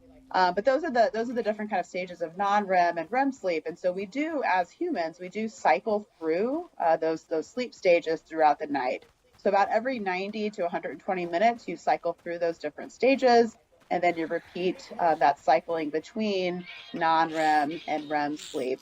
And in REM sleep, that's kind of one of the stages that people oftentimes are familiar with, because that's the stage where we tend to dream. And so if you do happen to be woken up when you're in REM sleep and you happen to be dreaming, you're more likely to remember that dream that you've had. And what's interesting too is that as humans, we tend to spend more time in the deep stages of sleep in that first half of the night, and we tend to spend more time in the lighter stages of sleep and REM sleep in the second half of the night.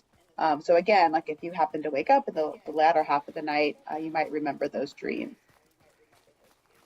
I heard you mention that we cycle through these sleep cycles every 90 minutes or so.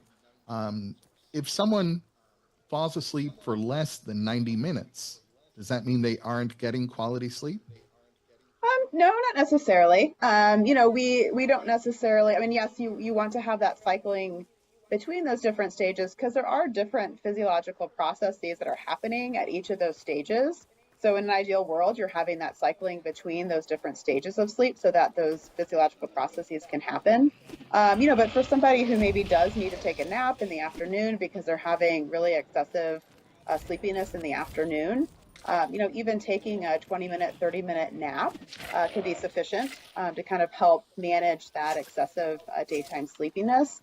And so, no, you may not necessarily be cycling through those different stages that you would as you would experience it with nighttime sleep with a longer period of sleep time. But even having a short nap can be helpful as far as kind of, again, reducing that daytime fatigue or that daytime sleepiness. I know some people will take a nap and wake up feeling refreshed. Other people will take a nap for that same amount of time and they'll wake up and they'll say to themselves, I shouldn't have taken that nap. I feel worse than I did before. Is that connected to these various sleep cycles? So yes, that could be very well connected. So if you have, if your alarm happens to go off and you happen to have cycled into that deep stage of sleep where you are going to be more sluggish and you happen to wake up during that time, that might be where you are feeling that that kind of sense of extra, again, sleepiness that is still lingering, or just kind of fatigue that you have. But again, it's I focus much less on kind of what stages are we actually getting into. But then also too, sometimes when people are taking those afternoon naps, if they do nap for, too long, and again, that's going to really vary on the person, they again can wake up feeling really kind of sluggish, because their body is maybe thinking, am I attempting to sleep for the night? Or is this intended to be just a short daytime nap? So we do generally recommend if people are going to take an afternoon nap to try to reduce it to, 20 to 30 minutes, because we also don't want them to then interrupt their nighttime sleep. Because what can happen is if you do take that afternoon nap, that then reduces your sleep drive. And it just takes some time for the sleep drive to build back up so that you're adequately tired and hopefully fall to sleep relatively easy then that night. So take the reverse situation where someone isn't able to get enough quality sleep at night. Can a daytime nap supplement the sleep they lost at night? That's a good question. I think ideally, I would encourage that person to, talk with their physician, talk with an expert in sleep to see if there's a way to figure out like what's going on with that nighttime sleep. Like, why are they not getting good sleep at night? Because there's a lot of reasons for that. It could be, they have an undiagnosed sleep disorder. It could be due to their MS symptoms. It could be due to medication. There's a lot that can go into that. And so ideally it would be, kind of fixing that issue or seeing what that issue might be so that they do get adequate sleep at nighttime. But for sure, if someone then is, kind of attempting those strategies to help them get adequate, good quality sleep at night, and it still, isn't necessarily making them feel as well refreshed as they would like, and they feel like they do have to take a nap in the afternoon, I'm a firm believer that people know their bodies best, and if they feel like they need to take a nap, then by all means, do that. But it definitely, for at least some people, it can indicate like there's something going on that's preventing them from getting a good night's sleep at night. And again, I think it's also that concern of, if you do take a daytime nap, just know that that can reduce your sleep drive. And it may mean that you need to delay your typical bedtime a little bit later so that sleep drive is high enough so that you are able to fall asleep. Because sometimes what happens is people will take a nap and then they still try to go to bed at the same time that they typically would, and then they experience frustration because they're not able to fall asleep as quickly and easily as they maybe are used to. Why is a good sleep environment an important factor when someone's trying to improve their overall sleep quality? And I guess I'll also ask you to explain what that ideal sleep environment looks and feels like. Good question. So, I mean, in an ideal world, that that sleeping environment is comfortable for the person. And typically what we mean by that is that it's fairly cool. And I don't have some magic temperature to tell you to set your thermostat at, but you typically want it to be somewhat cool on the cool side. And you do want it to be as dark as possible, but safe. So if you do have to get up to use the restroom, you're able to do that safely. Because we want the environment to be dark because that tells the brain to secrete melatonin, which is one of the really potent hormones that regulates our circadian rhythm.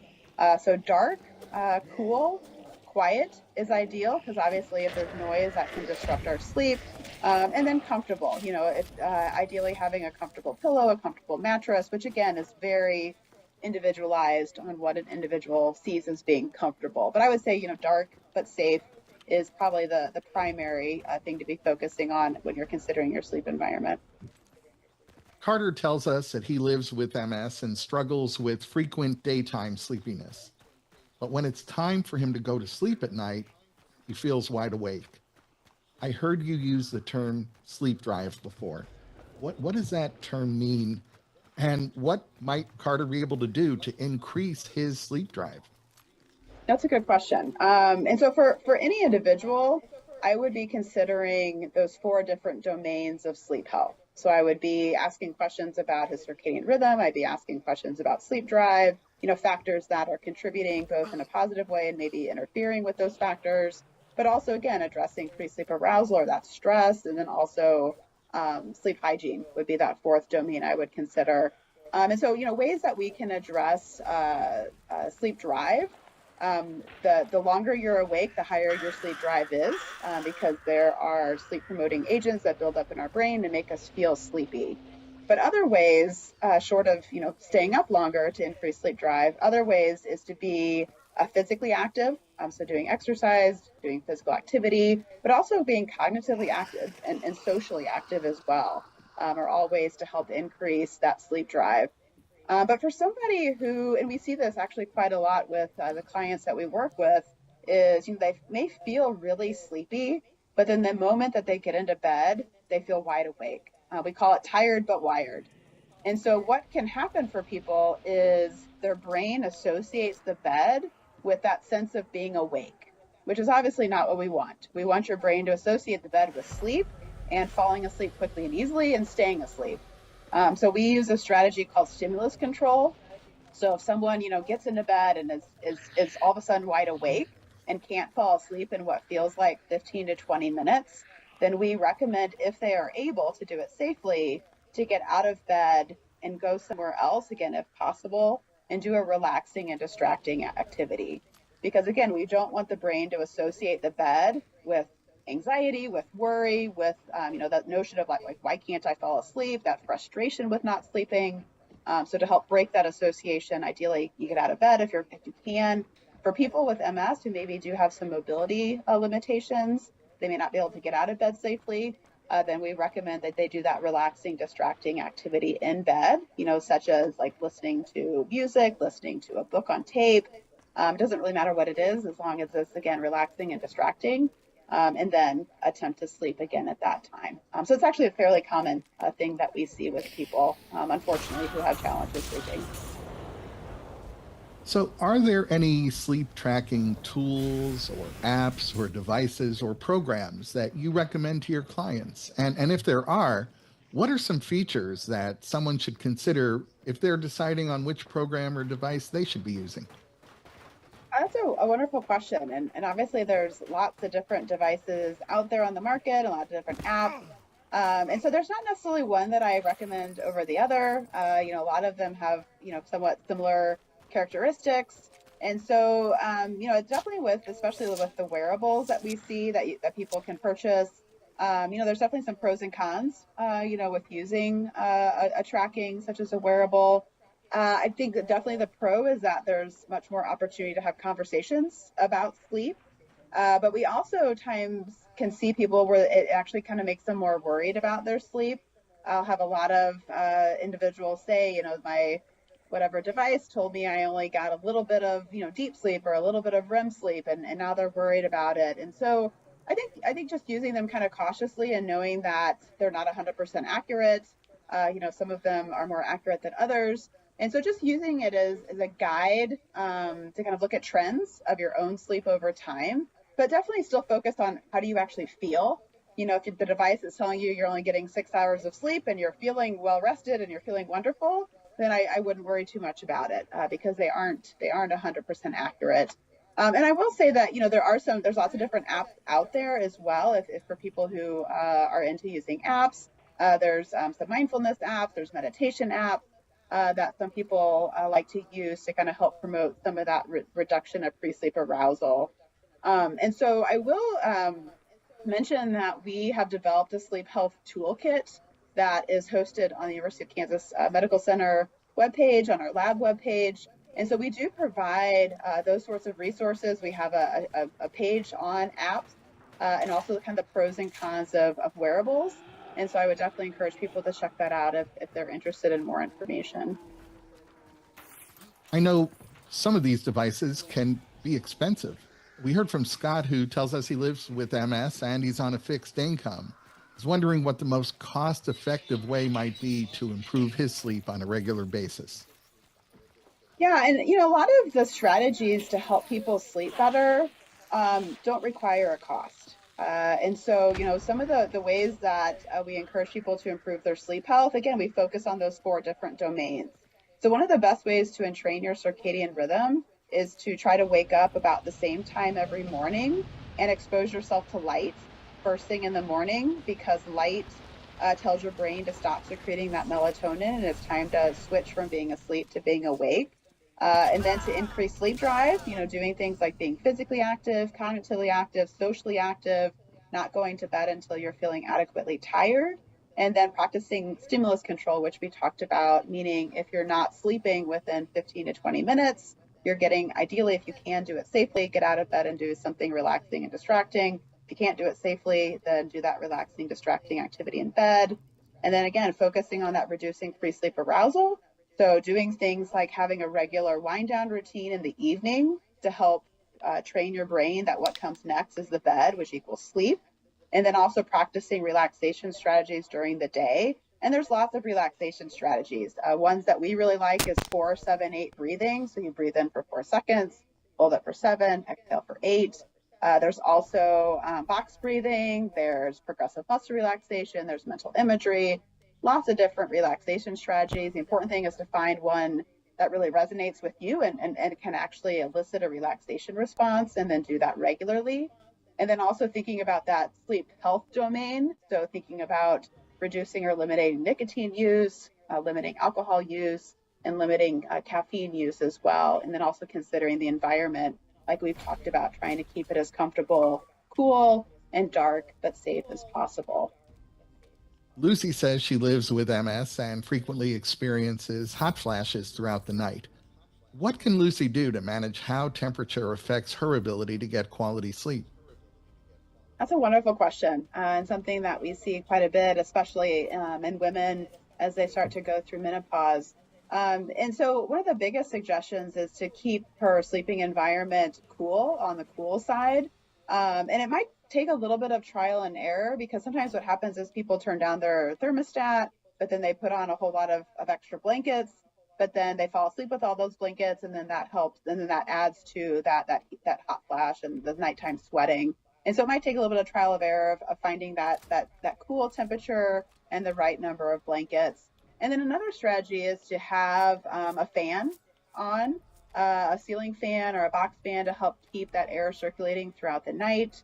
And then another strategy for people who have hot flashes and have nighttime sweating is to be prepared for that. And so if you do happen to wake up and you're having the hot flash, or have woken up and you're sweaty, having a change of clothes nearby to make it as quick and easy as possible. Sometimes people will keep a towel that they can put over the sweaty spot so they can fall back to sleep. And then I think knowing that for most people that it is a temporary thing, and so helping to kind of manage that and knowing that it will get better as you pass through that stage of life.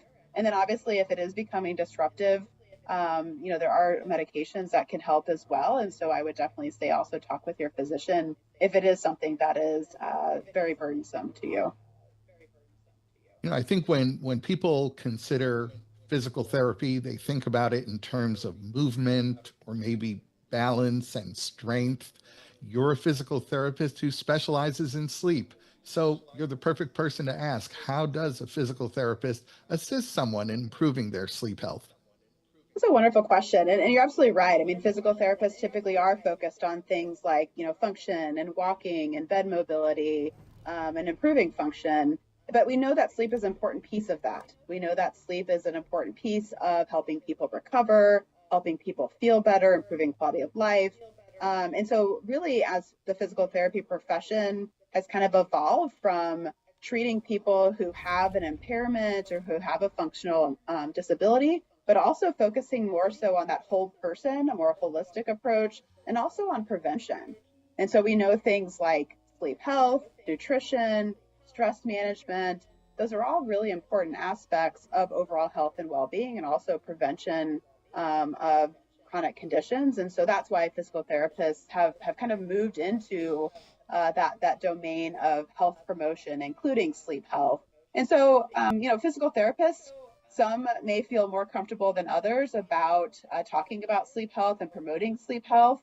But my goal is that people are talking to their patients about those four domains of sleep health and those strategies that we've kind of talked about that people can use then to help enhance those four different domains of sleep health. And is someone who's working with a physical therapist on their sleep health, is that something that's usually covered by their insurance? Also a great question. And so obviously it's going to depend on the type of insurance that they're on. And oftentimes too, when physical therapists are talking to clients about health and wellness, that education piece is often embedded while you are, practicing those functional skills that you're trying to learn, or you're trying to practice, or you're trying to improve on, or you're practicing your home exercise program. So we typically are embedding that kind of education about health promotion and wellness as we are doing those other aspects of what you might consider kind of more typical physical therapy. But most major insurance carriers will cover physical therapy. We heard from Clay, who says he has difficulty falling asleep. He also feels wakeful and restless throughout the entire night. So his MS specialist has ordered a sleep study.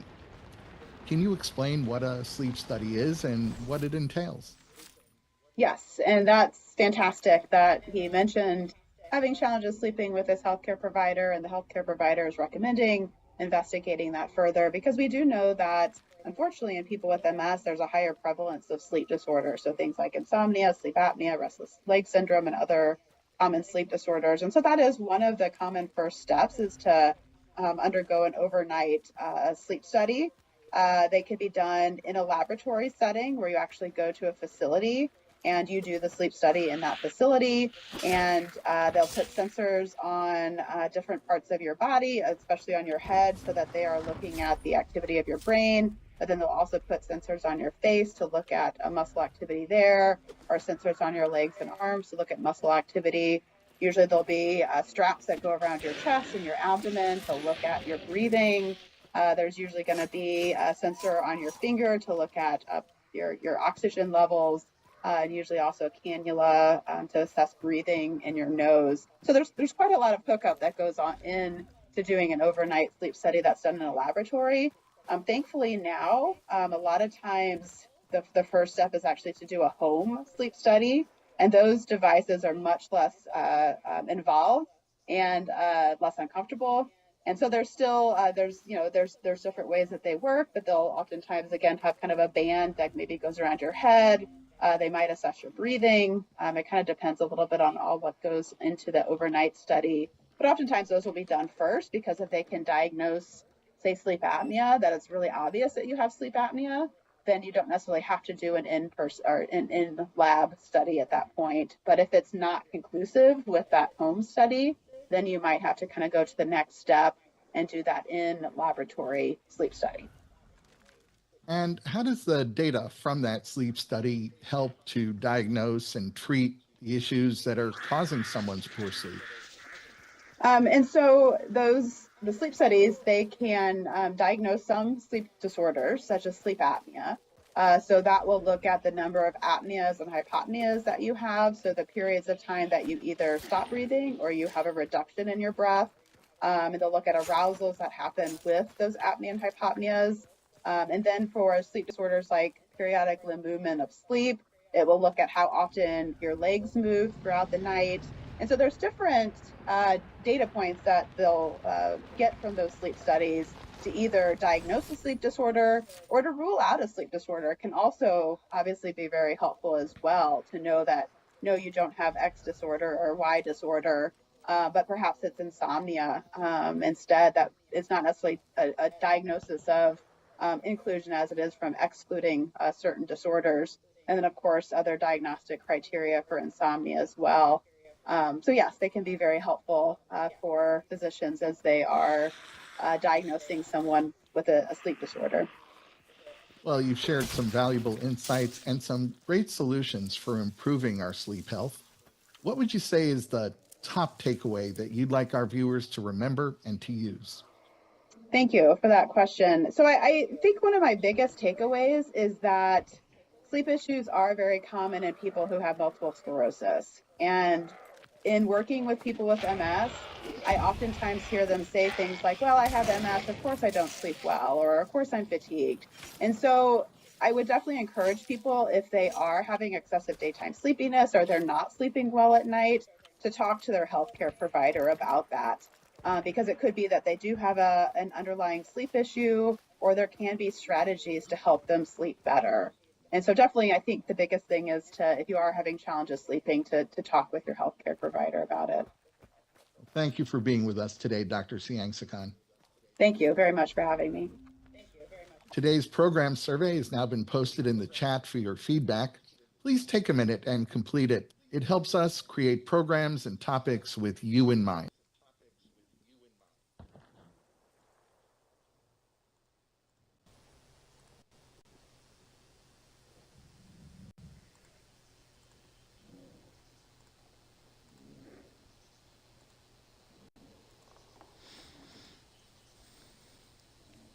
A lot of information about sleep, which is fine. A lot of good information about sleep, honestly.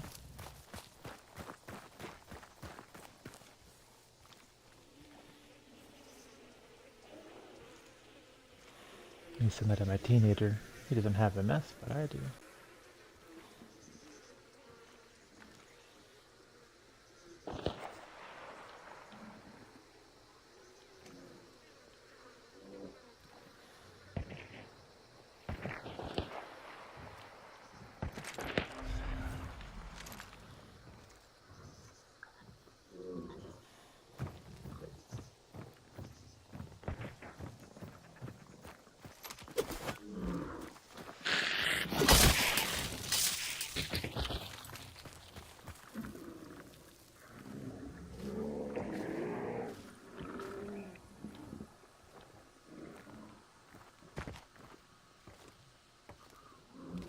Boy, stereo headsets really do make a difference, don't they?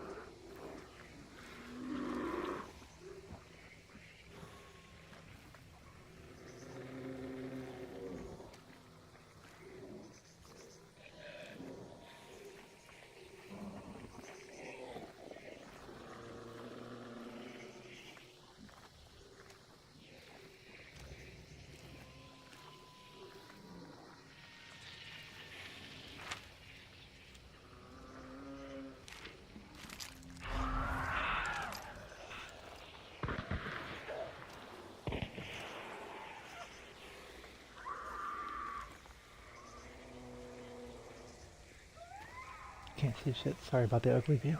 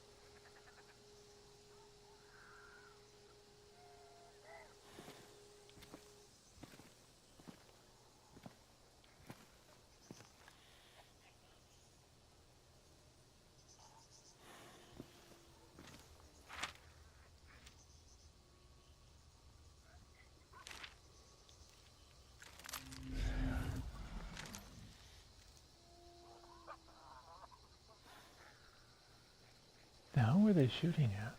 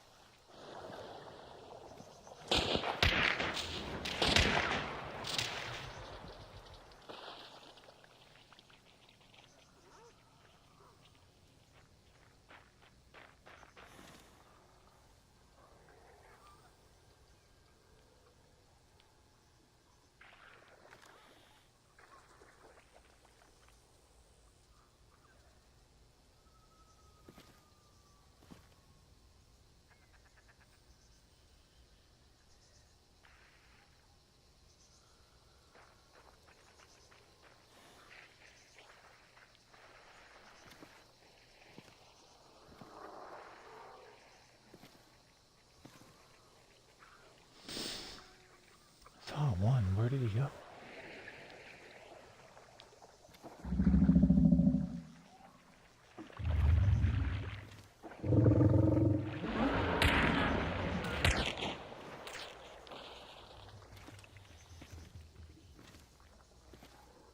Oh, are you guys trying to fight Rotjaw?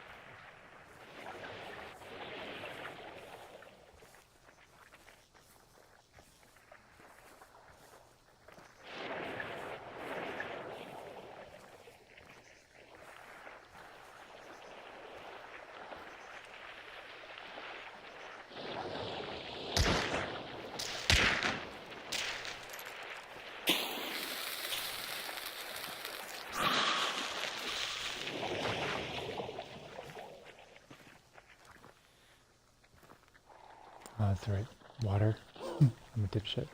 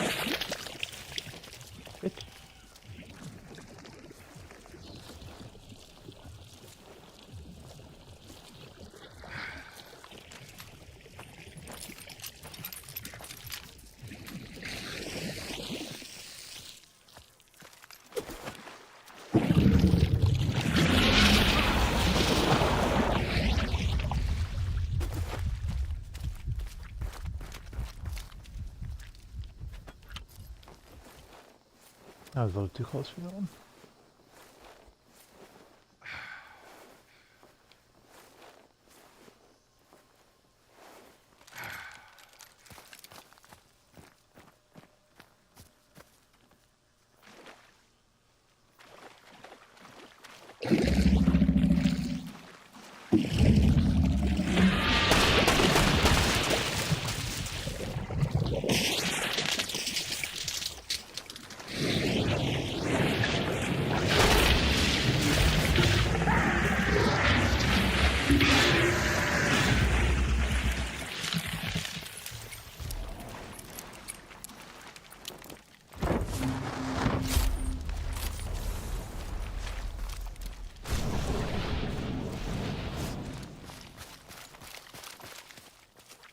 Oh, thank you for that. I will happily take that trait.